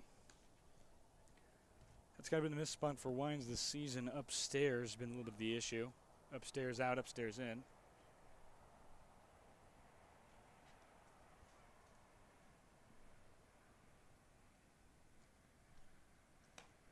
Three-one. And a beautiful night tonight. You can see the peach-colored sky fading just over left field. As that one, another walk distributed, missing, and 2 straight walks from Wines. Yeah, Wines not able to find the zone once again there. Walks his first 2 that he sees tonight. He's to find the answer to sit some batters down. Next batter up is going to be the likes of Lawrence. He is 0 for 1 on the night. Gonna go for the bunt with 2 on as Gramesty throws back to second. He got him! What a throw from the man behind the dish. Gramesty looks back toward the press box for a moment. And a first out here. That is why they really enjoy Gramesty. He is a fantastic spark plug emotionally and is always getting involved in the game in any way he can, getting in everybody's head. And a pickoff attempt, always one of the rough ones to go against for Gramercy, and he gets another caught stealing, caught running, whatever you want to call it, throwback. And that's a huge play here for a pitcher that had his first two batters get on base with walks, and important to give him some momentum and cushion here in this game. Ones for Wine says this one high. Lawrence will watch it go by. Bottom of the sixth here. Big Train still up 2-0. Hitless since the second inning. Wine's pitching to DC Gray's hitting here. 2-1 high again, and counts now 3-1. He's thrown a total of 2 strikes.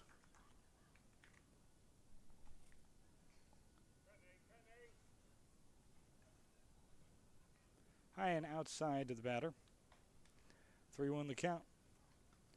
Here comes Nathan Wines, and high again.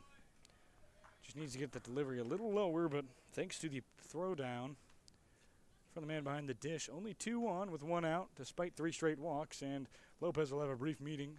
What would you say to Wines right now if you were Lopez? Well, I think the biggest thing is he needs to get the ball down to get it in the zone. He needs to find the zone just a little bit more, and obviously don't want to leave it hanging for his players, especially the next player he has up, who has proven to be a big hitter for the Grays. But calm and patient, back yourself as a pitcher, and throw hard pitches into the zone that can create tough situations for the Grays. You know, the red lights here, I've just noticed, are for fans, and I think it's really interesting because what it serves as is it's not bright lighting and you can still see in your seats. Also goes with Catholic University, the Cardinals. It's the red color, so I think that's what it is. We finally have discovered it. I figured out what I was trying to say instead of UV. I was trying to say infrared. That was the word that was forming in my head. I mean, I couldn't remember it either, so we're both pretty much. I was remembering the lights they STEM, use in like incubation, or like that you have for like baby animals, especially like chickens. Yeah. As I grew up on a farm and we had chickens. Heating lamp. They're not heating us like chickens or hot dog rolling in the 7-Eleven gas stations. Funny you said that. I actually had a 7-Eleven hot dog on the way here. Oh my gosh. That's a risky one. 0-1. This one just high. A beautiful night tonight, and for the likes of right now standing in, it's looking to get a lot prettier if he can find a way to get one on years. At a very slow start to the season, average about 150. 1-1. Smashes this one, but it's foul. Well, you talk about a pitcher here who needs to work on painting the zone. That ball just fouled up and out into the skies that look right now like a beautiful watercolor. Pretty silent games, the biggest jam the Big Train have really seen. 3-2 as this one is fouled off again, a low pitch, but he gets right to fish.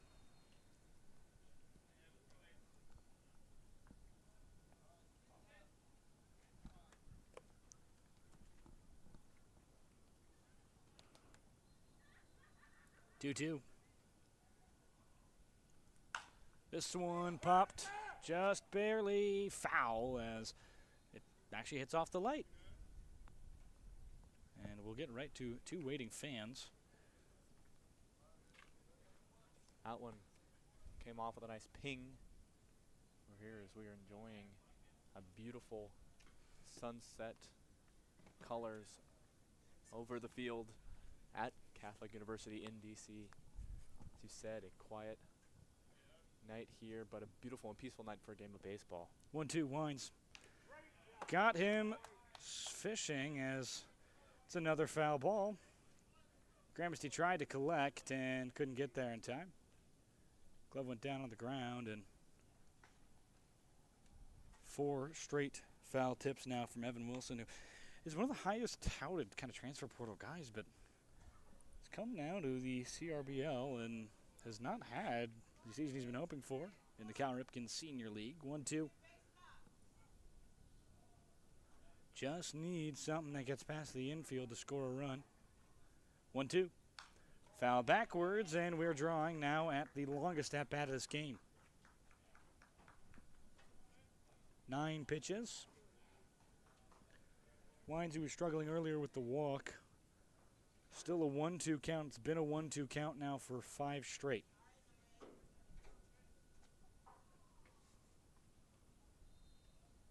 Grays sensing this might be their opportunity to even this game. So big moment in the game. Goes back off the carom. Gramesty gets it. Hesitation, but he can't pick it up just in time. Would have had him at third.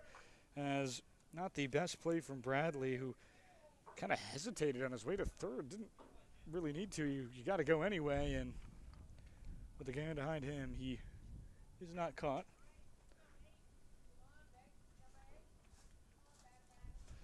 Two count now for Evan Wilson. Wines. Pitch. Runner goes. That one low, so a full count now. He's decided finally swinging at constant low fastballs is not going to be the success strategy here as he now lays off another one of the same. 3-2. Full count.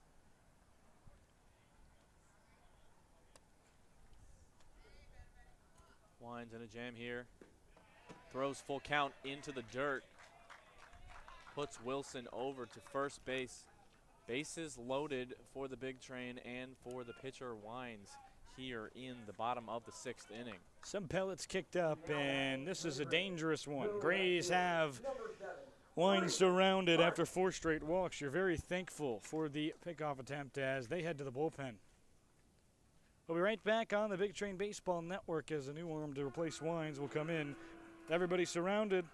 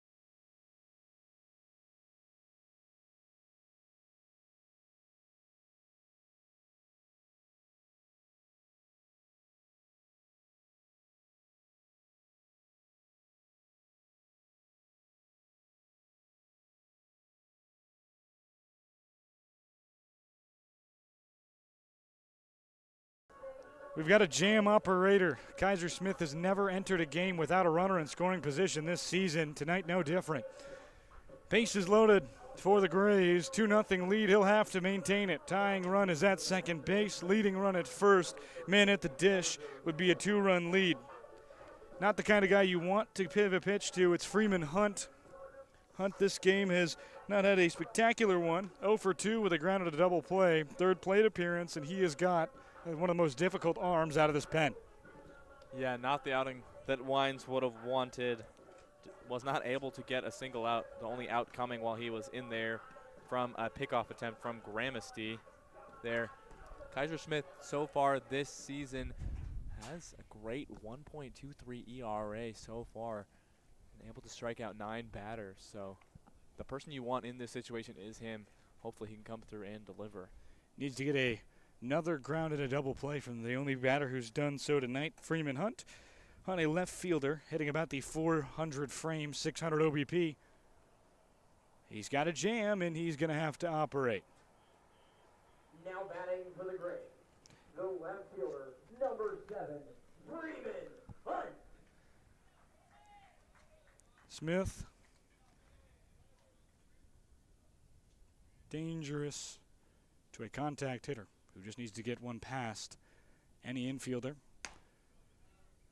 Gonzalez at first in. It's double play depth. Shortstop in second. Carpenter a little closer than you would be normally, but close enough to make sure a bunt isn't possible. 1-0 as that one misses. Smith. Pitch. Just on the low portion of the plate. It catches the very front of it.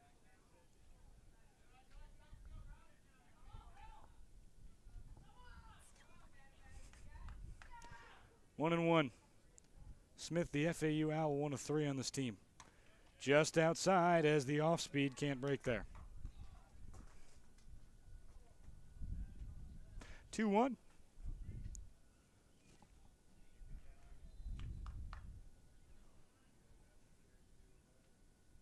Chilly night.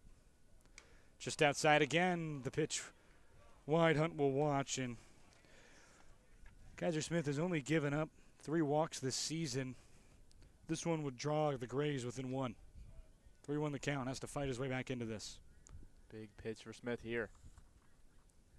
Here comes from the righty and fouled back. We will go full count.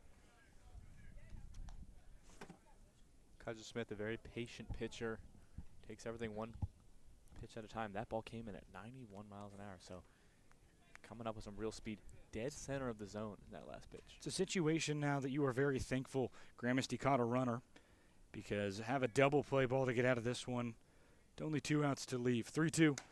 Big wave at that one. He's got double-digit strikeouts on the year. 10th for Smith. Fastball down the middle of the zone there. Number 27, Parker Shenman. Blew it right by him as Hunt down for the 3rd time today. It brings up Parker Shenman, the DH who struck out twice. The guy you're hoping for Smith. This one fouled back. He's fought very hard, gone full count twice. Has been very aggressive with 2 strikes. It's just, yeah, they ask me for it every day. Yeah, Presto's been good. 0-1. Smith surrounded, 2 pitches away from maybe getting out of this one. Hard hit, right side, foul. Smith finds himself ahead 0-2 in this count. Smith really proving why he is the person that they want in this situation. Been so calm and collected with his pitches. Bases loaded. Going for a hold, 0-2. He struck him out! Kaiser Smith navigates a bases loaded jam. Smooth operator gets his way. 2-0 lead for the Big Train against the Grays here at Robert J. Talbot Field. We'll go to the top of the 7th, and they'll look to add on.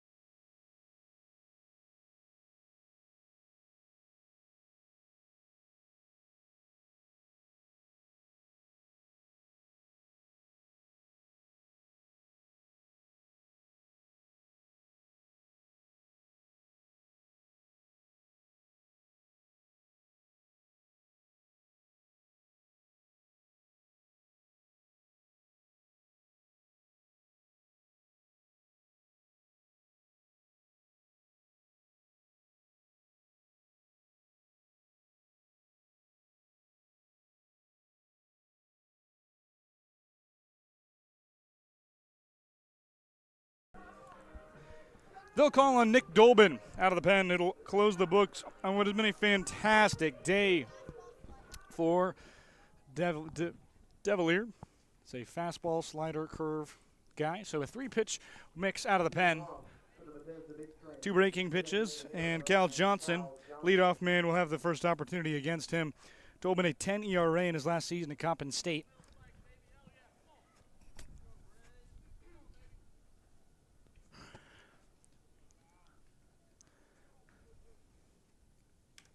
First pitch to Johnson's fouled off. Some toughness from Bradley behind the dish. Well, how about that last inning of pitching from Kaiser Smith? Just so effective when he comes in, even in tough situations there. Got the bases loaded and came in and got the 2 outs like it was no problem. And how about Cohen Devilier on the other side? We've had quite the pitching matchup tonight. Absolutely. Devilier just got his quality start. Books are closed for him. 6 innings pitched, 2 hits, 2 runs given, 1 earned, and 5 walks. Not a lot of traffic, no more than 2 base runners in an inning. 1-1 won't help his whip this season, but it will help him, period, in the ERA department. That one low and inside. Johnson will leave one for the Worms there on an 82-mile-an-hour fastball. Bit of a drop in velocity and also a fastball, so something they're going to be looking forward to swing a lot at, as Johnson does just that on the 2-1. Now 2-2, he waves. Top of the 7th here.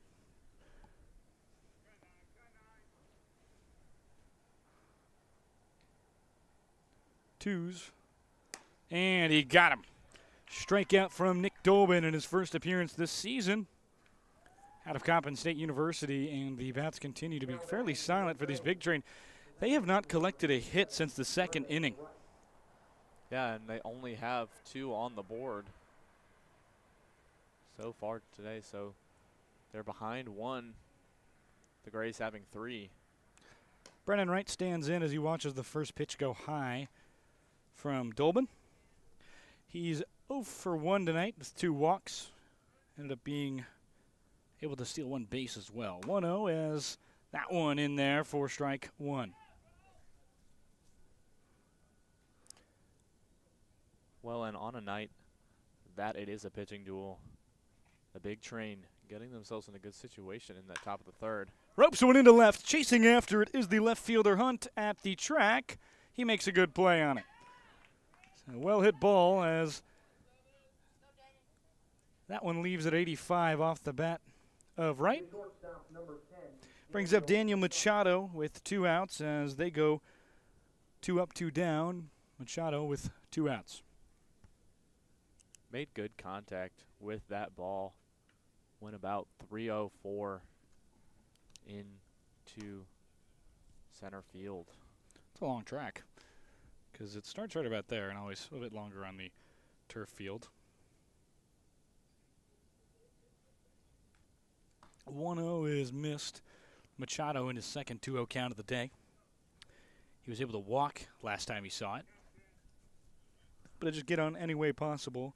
He's 0 for 2 today with that walk. Switch hitting in the right box for our lefty, as this one's going to get through barely past the second baseman Duran and Rosario, excuse me. I was thinking Ezekiel Rosario, and then Ezekiel Duran from the Rangers, and then I just called Rosario at second here, Duran. So good plays by him all night. He's not able to make that one. And the first hit since the 2nd inning for Bethesda, and Gonzalez will have a runner with 2 gone. First hit for Machado in 2 days. And if you looked over to him after he got over to first base, you could see that on his face. Really happy to have gotten over there, and a nice end to his little slump, as he's been an effective hitter.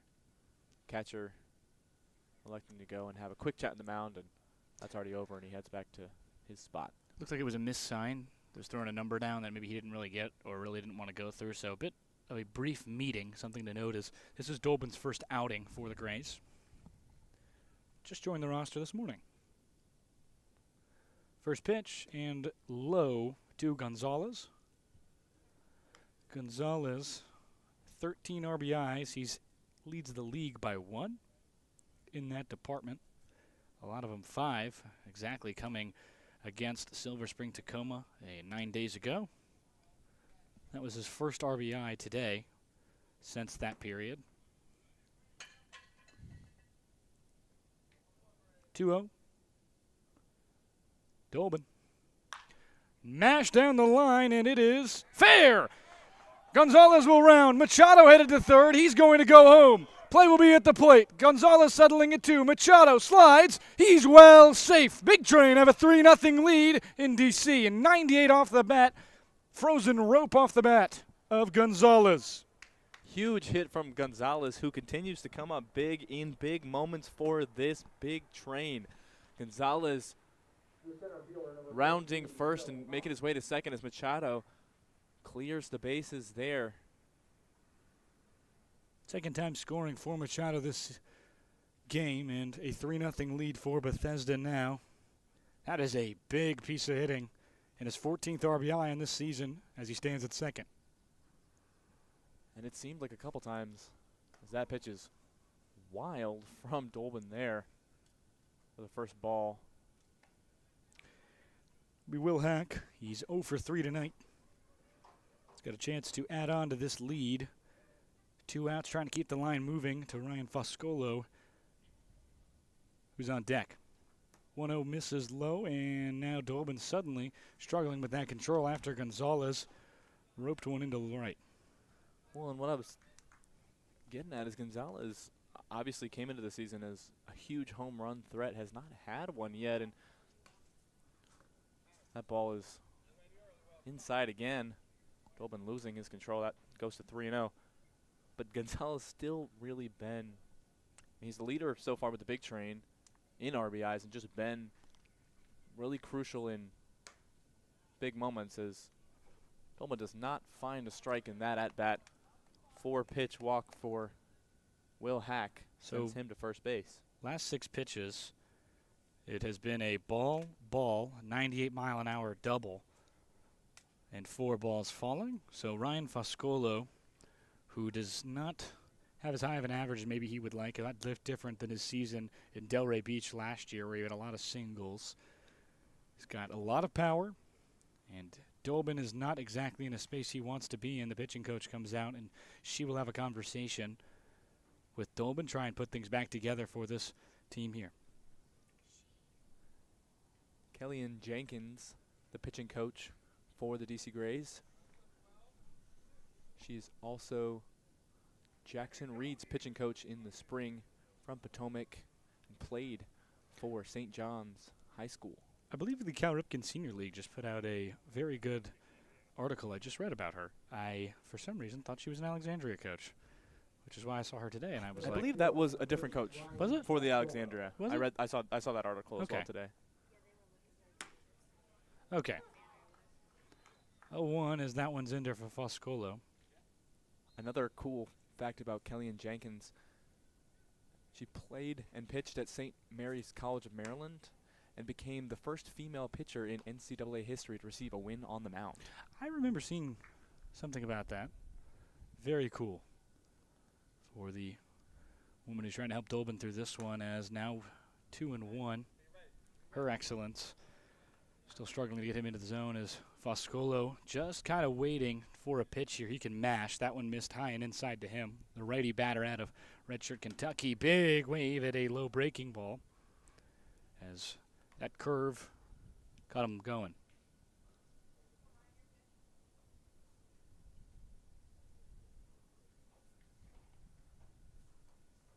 Two. Foscolo stands in as Dolben delivers outside, and we'll have payoff with runners on second and first.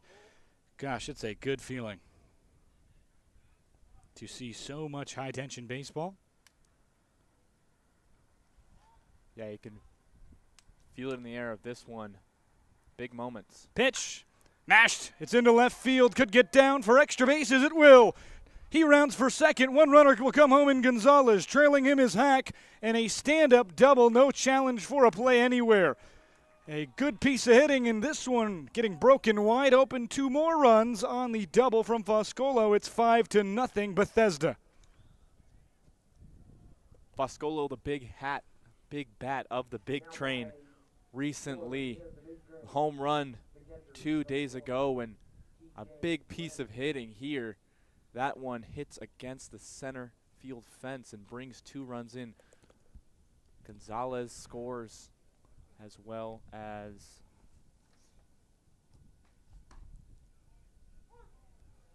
Will Hack, excuse me. I didn't help you there. You were looking for some help there, and I genuinely pointed to the wrong guy. Yes, sorry. 0-1. Graham 2 runs were definitely scored, though, by I the did Big witness Train. both. We bore witness. Bear witness, LeBron. 1-1, as that one is dribbled off the chest of Bradley, who makes another swashbuckling save. He's been great behind the dish tonight. Kind of struggling to frame in the beginning, but he's really figured it out. Has not had a passed ball, and does not let one go. As good gone from Foscolo. It's fouled off of Bradley off his throwing hand. He was about to get up to throw to third, and he'll have to be tough there. In fairness, that one is rough for Foscolo, who is running halfway through his sock. I saw that when he was in the batter's box. I thought maybe he had just like scratched an itch and then the pitch came and he wanted to time it, but he'll just have some turf burn instead, which is not really ideal. No. Ouch. 1-2. Uncomfortable.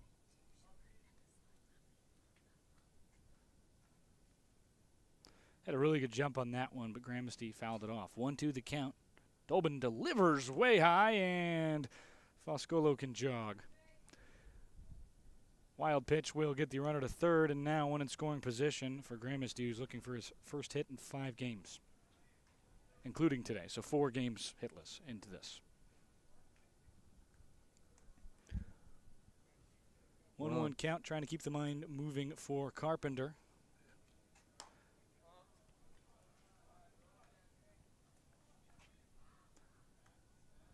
That one just in the top of the zone there. Count moves to 3-2. Payoff. Runner at third. Here comes Dolbin. Big wave at that one, and Gramsty goes down swinging.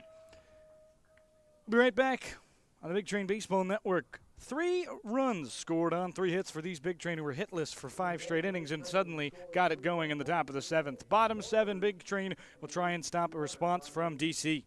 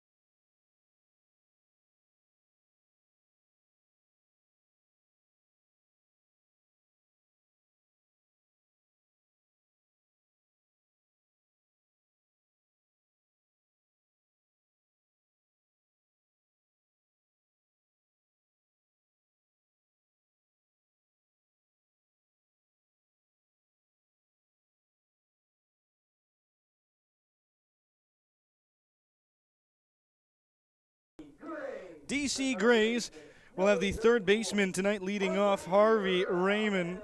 Rahman as he trails Shenman, who was struck out by Kaiser Smith. So 2 at-bats against Smith for these Grays, and they've struck out twice.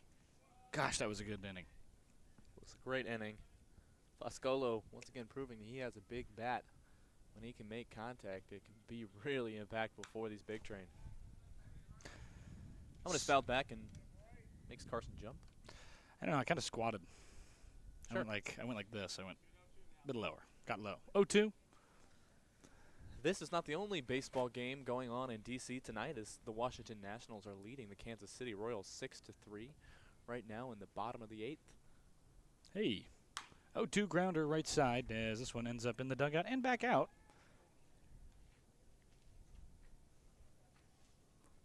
Count now 0-2 as Gramesty looking to strike out his 3rd batter in the row. Carved through so many batters this season. That was 11 at the ending the 6th inning. He's in his 4th appearance. ERA sub-1, whip sub-1. He has just been absurdly good. 1-2.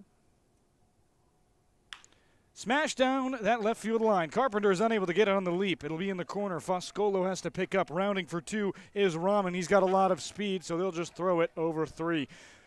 Good play. Big Train as a fantastic hit from Rahman gets him to second. Now batting for your DC Grays. That was a really good spot for that ball to land from Rahman. Curls a little bit and lands nicely on that Hanging on that breaking foul side pitch. line. Hanging breaking pitch, excuse me, sorry.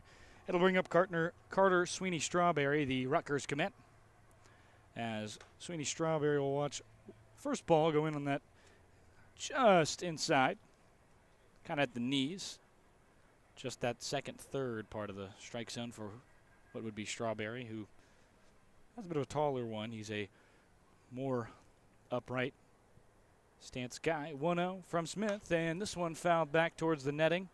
Bounces to Gramesty, and he'll throw the new one. Get rid of the old one with a big mark on it.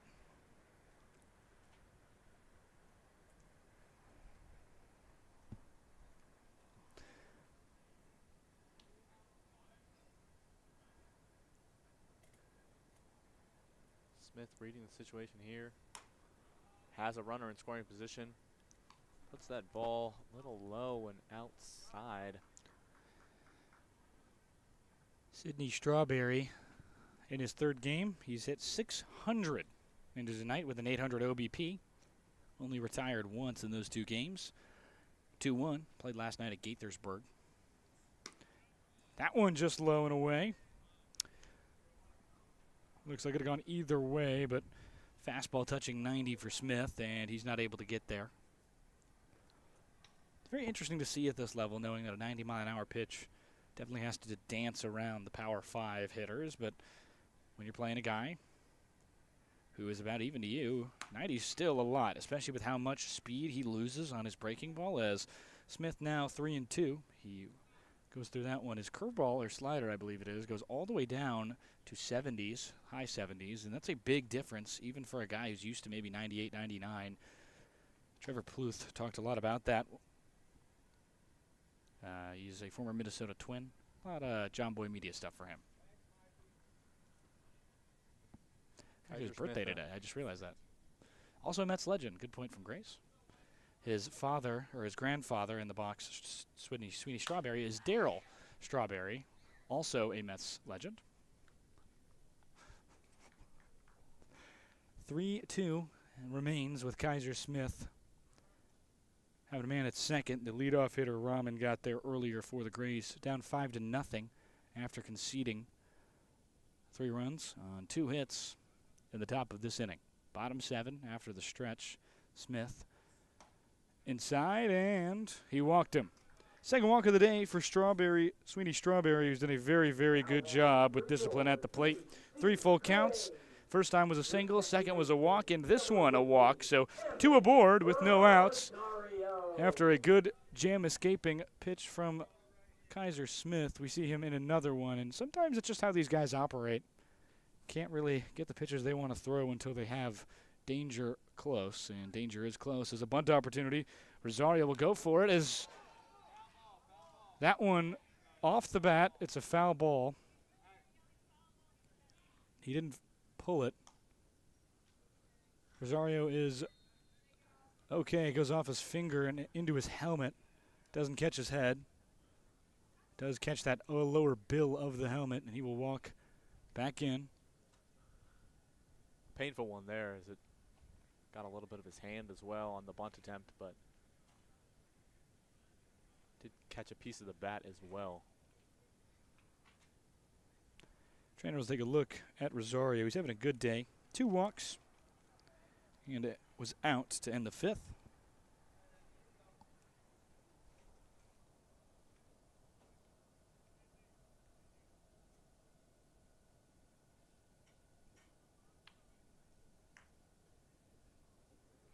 He'll get back in. Rosario, another member of this tough Grays squad who's honestly seen a lot of foul balls and a lot of not ideal injury portions as they have had to fight off a lot of foul balls that hit them. Foul from both the catcher side and the hitting side. 0-1. 5-0 on the Big Train Network as Rosario stands in after the pickoff attempt from Smith. 0-1 delivered and low. Smith struggling with the ball.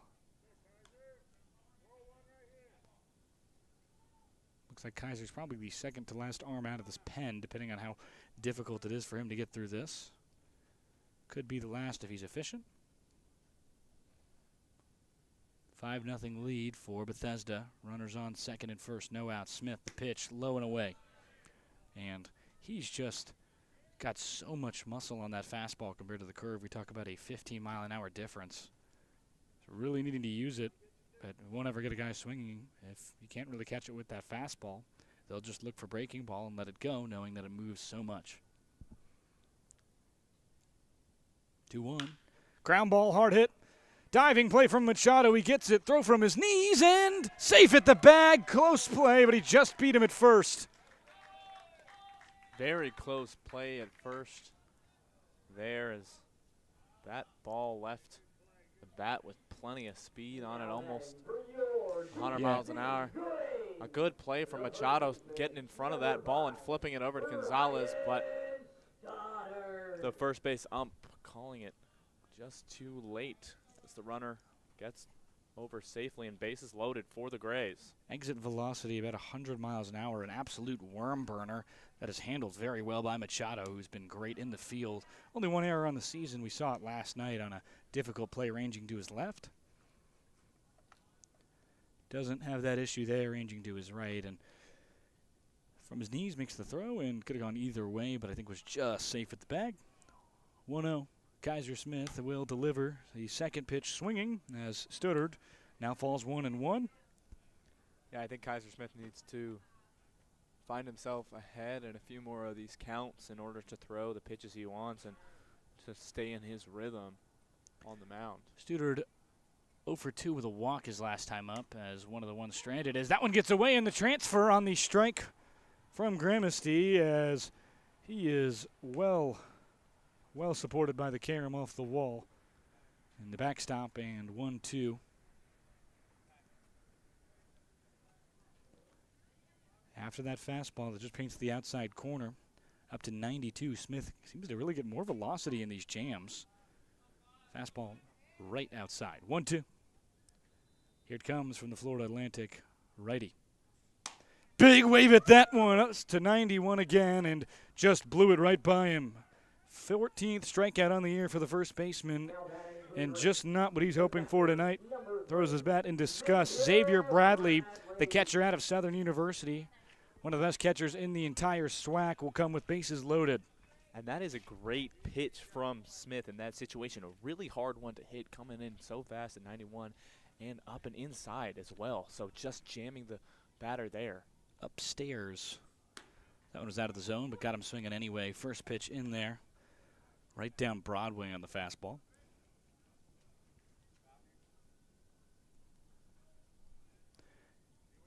Jam collected on a double, a walk, and an infield single.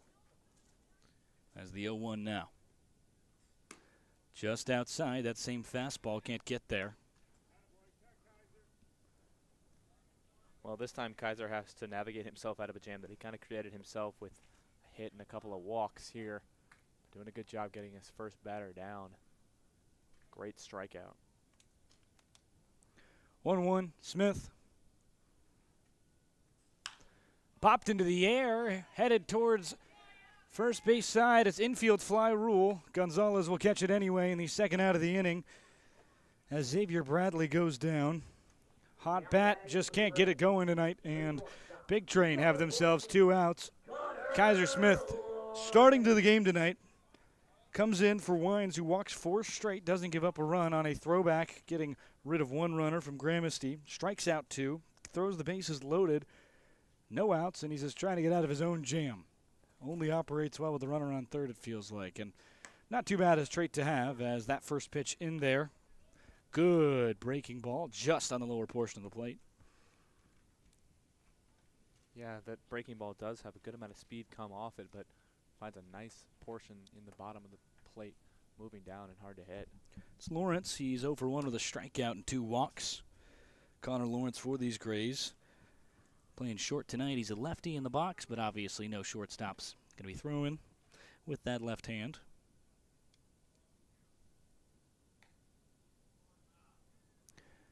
Counts 1s for him as he steps back in.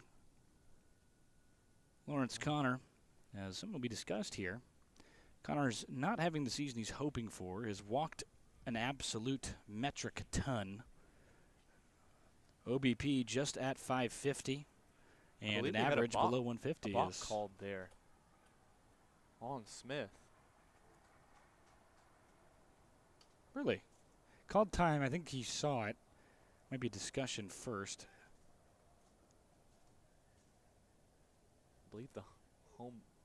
It might have been on the batter, actually, as I believe the home plate umpire showed 1 and 2 the count before they are now having a meeting. There's no visual pitch clock in this league, but there is a pitch clock.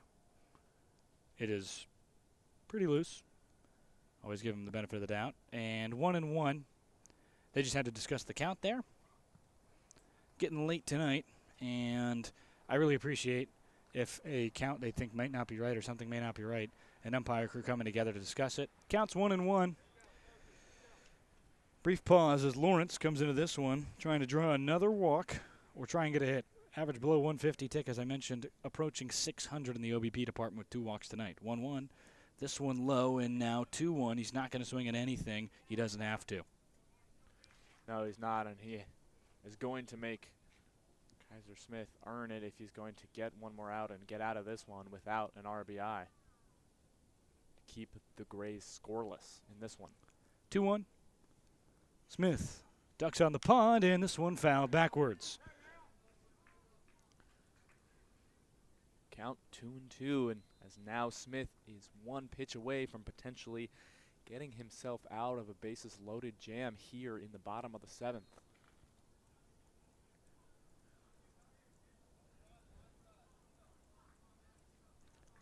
Two. Even count, trying to find his way out. Broken bat on the foul ball left side. Hope that one picked up on the mic. Splinters, as he'll have to go back to the dugout to get a new one. On deck is Evan Wilson. He is currently 1 for 1 tonight with 2 walks. He is the reigning Atlantic 10 Rookie of the Year. A lot of looks in the transfer portal from Power 4 schools, but has not had the season he's hoping for. The night, though, has been very good. It is still young in his 4th plate appearance. As it grows older, 4 plate appearances at this level right now with how good these hitters have been hitting is pretty low. 2-2. Smith. Just a bit low.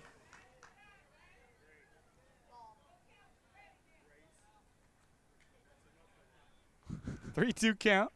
Payoff pitch. Serious jam work. Smith has done it before. Can he do it again? He's a magician. Struck him out. waving in another 3 runners stranded for Smith. 6 on the day for number 38. 5-0 lead is maintained. We head to the bottom of the 8th. Big Train ahead 5-0.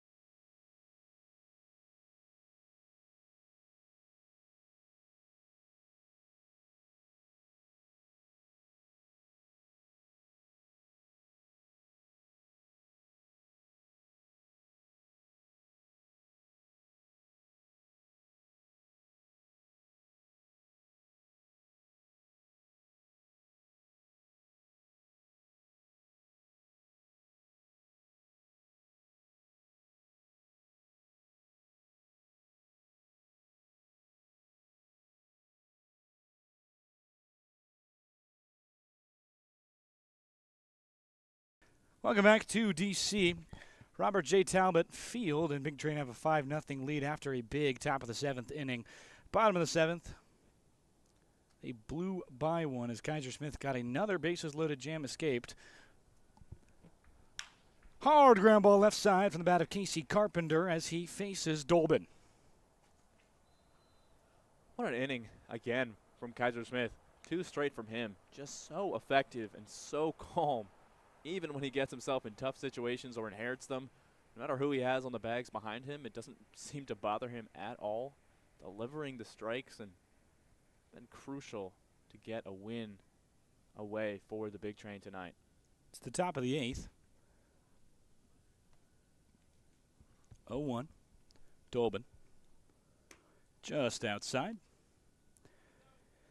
Had a bit of a walk issue and obviously gave up 2 doubles last time out on the mound, but they're trying to save arms for what is now an issue with these rainouts for all these teams.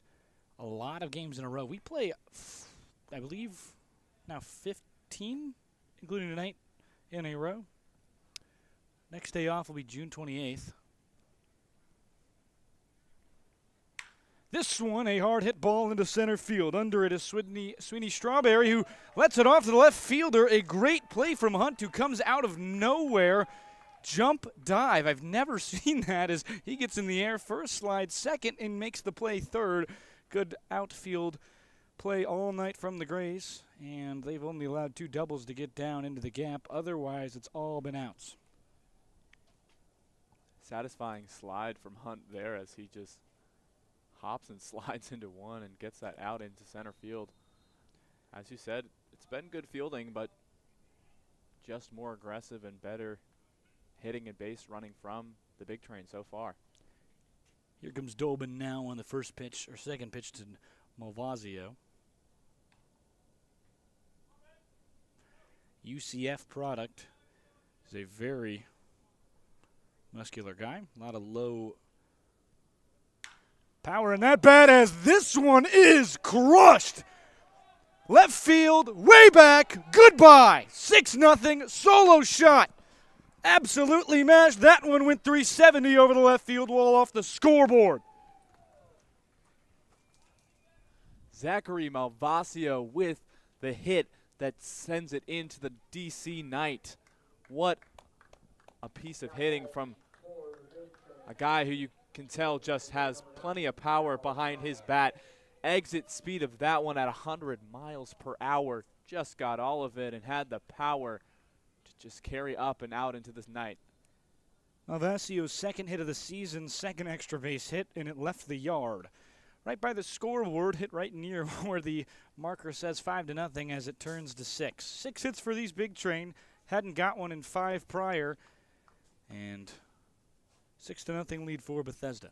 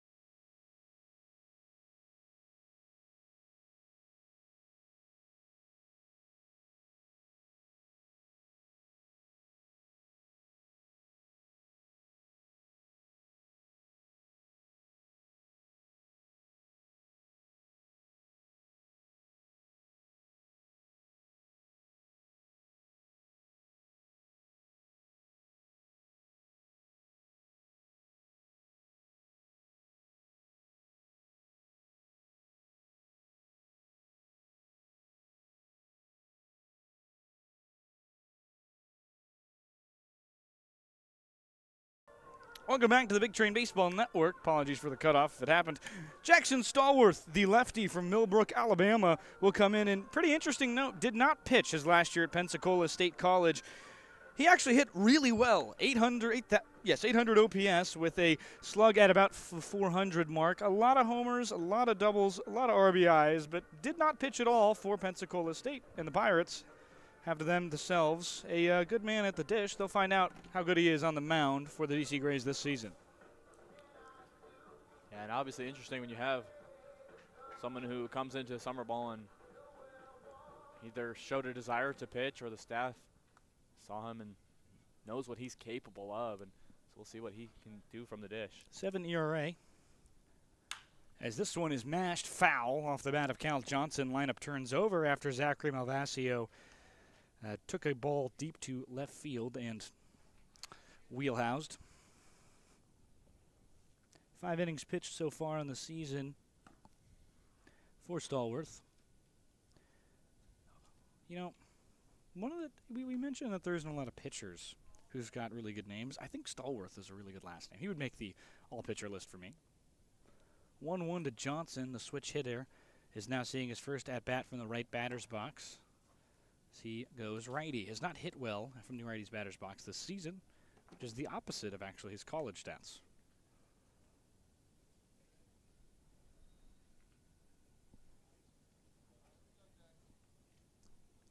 Two-one, just a bit outside. Good layoff from Johnson. Counts now 3-1.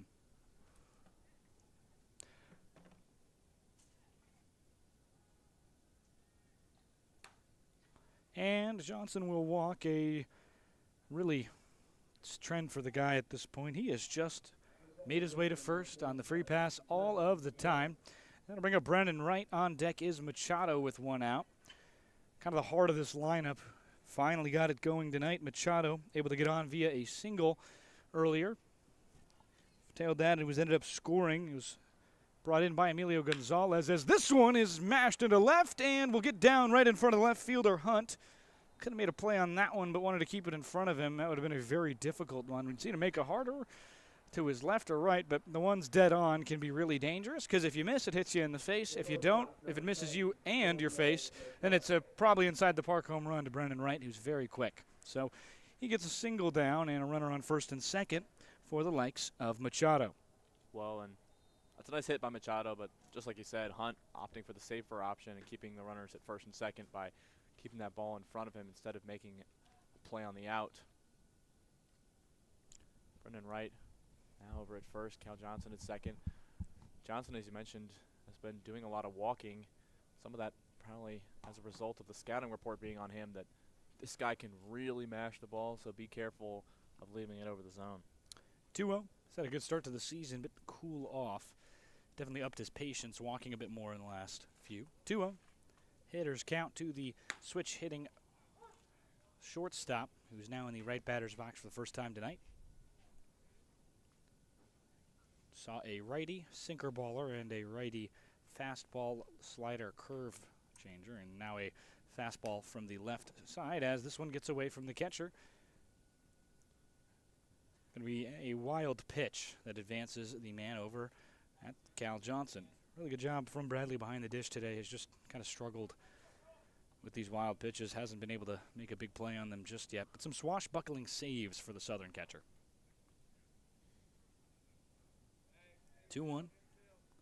Infield in everywhere. They're trying to make sure this game stays at 6-0 in the top of the 8th. 6 outs remaining for them as Machado tattoos this one into left. After it is Hunt. This one will go off the wall. Machado rounding 2. Coming home is Johnson. On his horse is Wright, and a 2-run double for the kid from Pembroke Pines, Florida.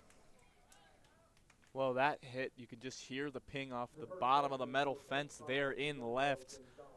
Does find all of that one, and the damage continues for the Big Train here, bringing 2 more runners across on their feet as that one is all the way into the back, and Machado standing over at second. 5 innings of no-hit ball from this side as this one is skipped in, and again, off the throwing hand of Bradley. That can't feel good. No, and Do not envy him tonight. He's had to deal with a lot of wild pitches. no, and you know, that's a painful one and puts an even more precarious situation for the Grays as now Machado, who is a quick runner, is now at third base. 1 out for Emilio Gonzalez, who smashed one down the line. As this one, a little dribbler back up the middle. They'll look towards Machado, give it to first as he goes down on the ground out this time, not scoring a run. He's got 3 RBIs on the day, but couldn't, or 2 RBIs in the day, but couldn't add on to it there. 2 outs now with Will Hack to the dish. Machado put that one in the perfect position for Stallworth on the mound. Gave him plenty of time to check the runner at third and then still able to make the throw over down to first to get Machado out. Excuse me, Gonzalez out.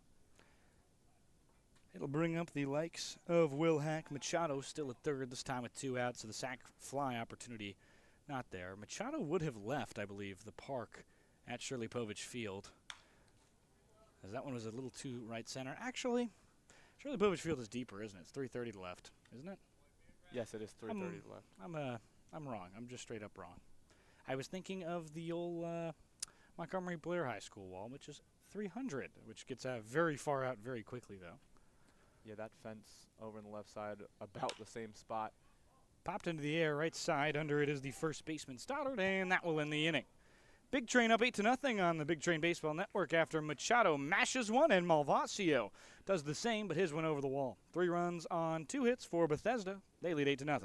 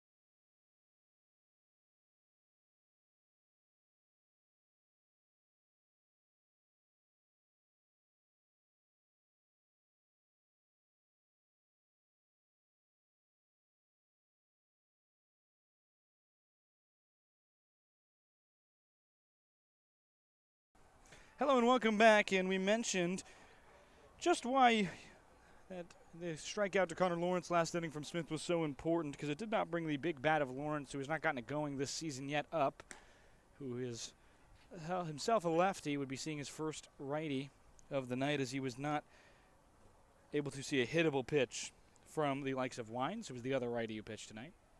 Saw 4 balls in a row, all very outside. 1-0, just high, and now a 2-0 as Smith threatening to walk his first batter again. It's the bottom of the 8th here. We've got 6 outs remaining for the Grays to try and surmount an 8-0 lead, which was as low as 2-0, but 5 hits, shutout being pitched right now from Bethesda. They've escaped 2 bases-loaded jams, as DC has just not had the hits they've been looking for with runners everywhere. You know, Carson, I think at this point I would be willing to categorize this as the best outing of pitching that the Big Train have had so far this season. Still 6 outs to go, which is a terrifying thing to say, as that one gets in there on the 3-1.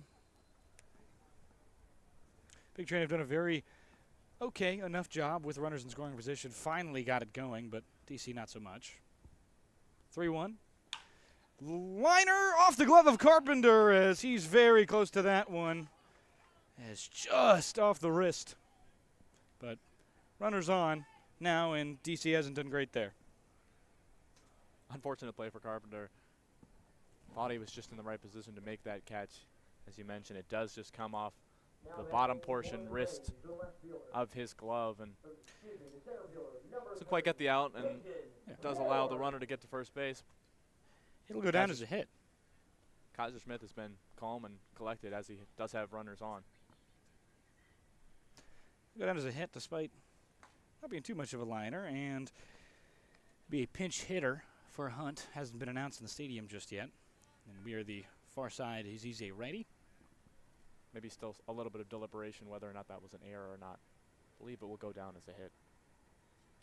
Big wave at that one. The pinch hitter getting word, as I have seen the back of his jerseys as he swung and missed. Peyton Ford, out of the California University of Pennsylvania, did not know they had one of those. They don't even have California University in California. 1-1, this one the other way.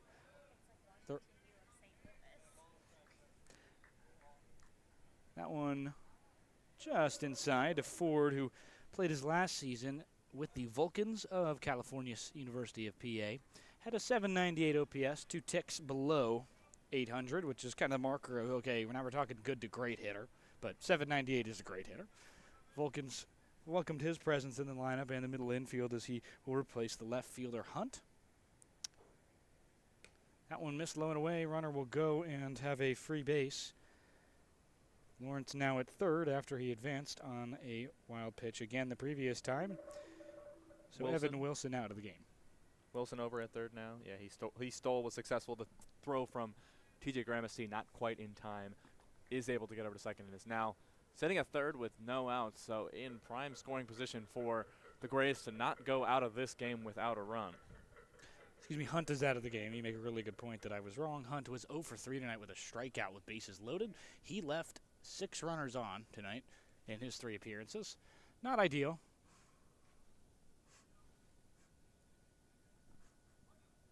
Three-one count. Danger of walking forward. Just inside, and Ford will collect that very walk. This season, obviously, he's not pitched yet, as he is listed as a two-way player. He's going to collect his total third walk of the season. Do you think Kaiser Smith prefers there to be a runner on the bag for him? Seems to be so. I think Kaiser Smith, in my personal opinion, can only do well with 2 runners in scoring position, and he'll only have 1. Runner goes. Gramesty caught him. Another caught stealing for the man behind the dish. He has contributed in any way he can, walking, getting hit by pitches, catching a runner, stealing, as the tail end of this lineup, Shenman stands in now with only 1 in scoring position, as Hunt's replacement has gone down. And that's great reaction time from Gramesty there, getting it over to second base. Is that, once again, good reaction time as that pitch skips off the turf and into his glove. A nice catch. Count at, I believe, 2-0 to Smith. Now only has to worry about a runner on third. Shenman 0 for 3 with 3 Ks swinging. 2-0. Big wave at that one. Has gone full count in literally all of them. Has ended, unfortunately, 3 innings on the strikeout, or 2 innings on the strikeout. 2-1, he hits this one into play. It's a pop fly, Machado ranging, and shortstop gets it for the second out of the inning. And that one not quite far enough Back to the top of the lineup. to bring a run in. Wilson looking at that one and electing to stay over at third base. Number 34. The Grays Lee Robin. looking to bring one down in play in order to get a runner home. They've not been able to do so far tonight.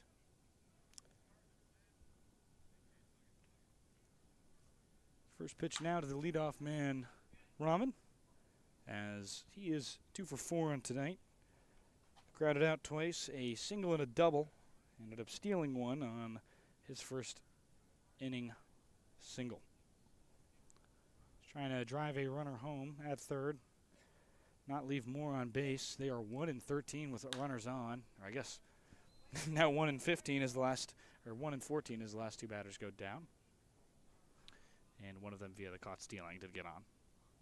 And once again, it seems like when Kaiser Smith lets a few on or has some more in a little more of a pressure situation, all of a sudden he turns it up. And I mean, now he's sitting at 2 outs and 2 strikes. 0-2 is missed outside. He's got 3 strikeouts, or 4 tonight, excuse me. He's just been unhittable when there is a runner on third specifically. Otherwise, free game, feels like. He's been throwing a lot more over the middle in those cases. 1-2, it's a pressure situation. He makes him wave at it. 5 strikeouts on the night for the likes of Smith. And we'll head to the top of the 9th. Big Train will have one last opportunity to add on to an 8-0 lead on the Big Train Baseball Network here in D.C., excuse me.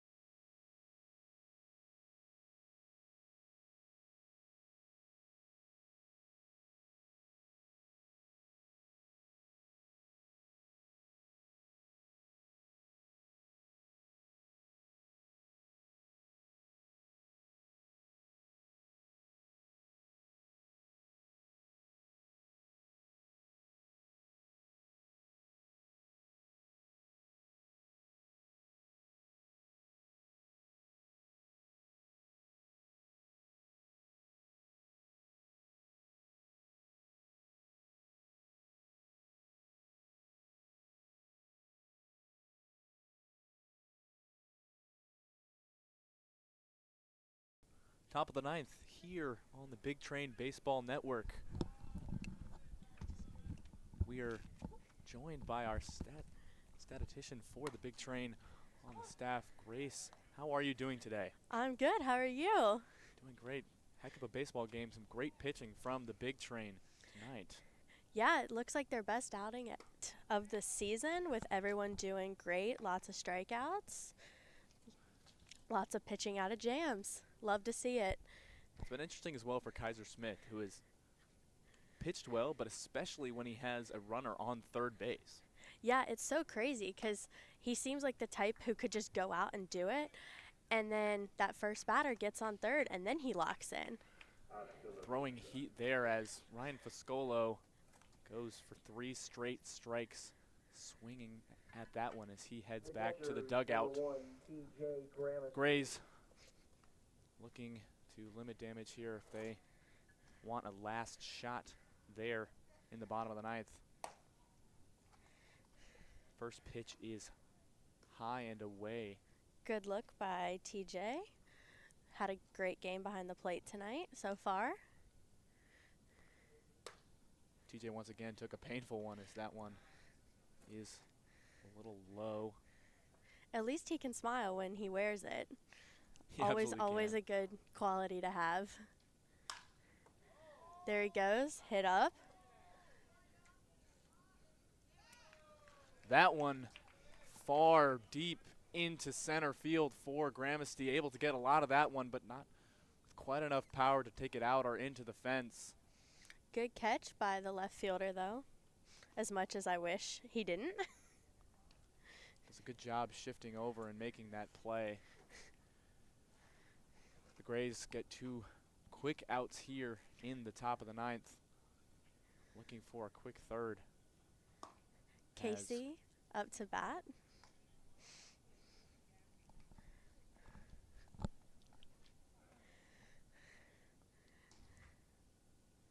He takes ball 1.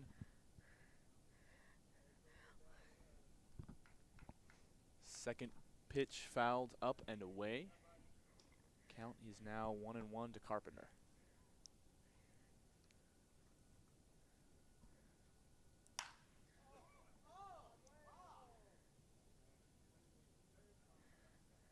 That ball is fouled away again. I like seeing Carpenter. Casey battle here.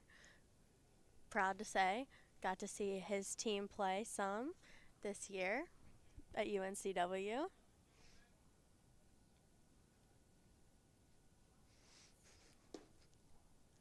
That pitch is low. Carpenter not interested in it. Count moves to 2-2. The lefty Jason Stallworth looking pretty hit or miss tonight on his pitching as he throws another one up and away. Struggling a little to find the zone here. There's only 2 strikes in this at bat were foul balls. That one is pretty far outside. Full count now. Ooh, That one is high and away, gets away from the catcher as Carpenter jogs over to first base. Another walk for Stallworth here, who let the game get a little away from him there. like to see the big train battling with 2 outs. Always good.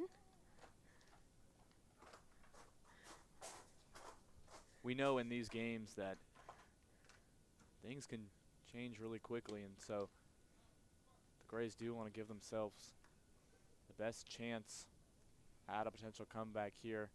Obviously a big hole they got themselves in, big hitting from Malvasio and Foscolo in those last 2 innings.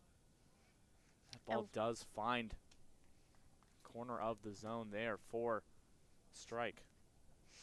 And one thing with summer ball is you never know what the score's going to be. You know, somebody can be up by a lot and then the game changes real quick.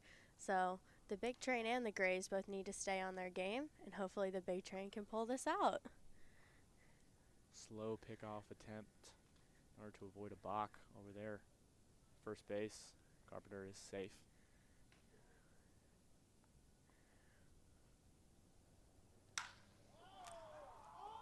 Carpenter makes contact with that one. It is up and over the wall. Woo, Zachary! What a hit from Malvasio. Malvasio hits it. That's his 2nd home run of the night. And 100 off the bat, just as his first homer was. Little farther, now at 375 feet. So proud of him. Exactly to the same spot, right to that scoreboard in left field. Up and away into the DC night for Malvasio. That is just an incredible piece of hitting, and what a night for him.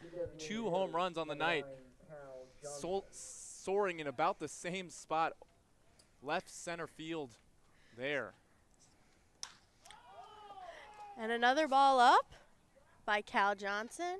That one deep, but into the glove of the center fielder, and that will end the top of our 9th inning, as we will be back for one more here as the Big try and put it away here after another big home run from Malvasio.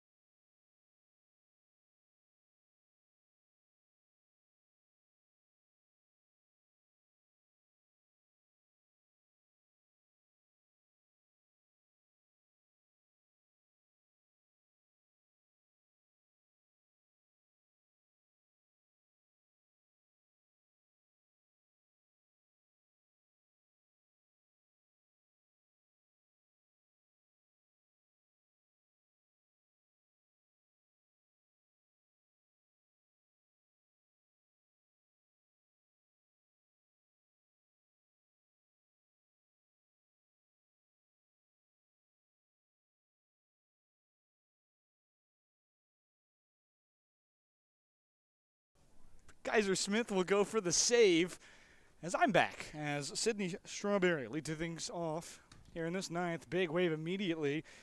So one of the weirder saves. So technically, because if he does get it, credit to Grace, who was just on the headset, he will get a save no matter what as long as he goes 3 innings. But he did enter with a 2-run lead, as this one is fouled to the right side and just down the valley where a bunch of deer are. Kind of off and off through this inning. They've gone through into the trees again, but they were back there. An inning ago. 0-2 count to Sweeney Strawberry. He's had a great night tonight, but not good enough to get past Smith. His 6th strikeout in the first out of the top of the bottom of the 9th, here in D.C. Well, maybe you're a little confused because you weren't on in the top of the 9th, but we are here in the bottom. I lost an inning there. I mean, back-to-back homers from Malvasio. That's his 2nd and 3rd hit this season. Has yet to hit a single, as this one immediately sawed off from the bat of Rosario. And the 2nd out of the inning very quickly. Smith now officially through 3.1, so he's got the save if the game ends. Big Train get 2 down quickly. Looking to get one more out and take themselves back home. He's got to Ryan Bethesda tomorrow. Apologize. He's got Ryan Stoddard, 0 for 3 tonight. Struck out his last time up, a high fastball. It's upstairs. They'll say he went. Looks like he did. Same pitch that actually he struck out on last time up. That upstairs inside fastball that you kind of want to get away from, but you've already halfway through your swing, so you got to go through the rest of it to dodge, as that one's down Broadway. 0-2. Excuse me.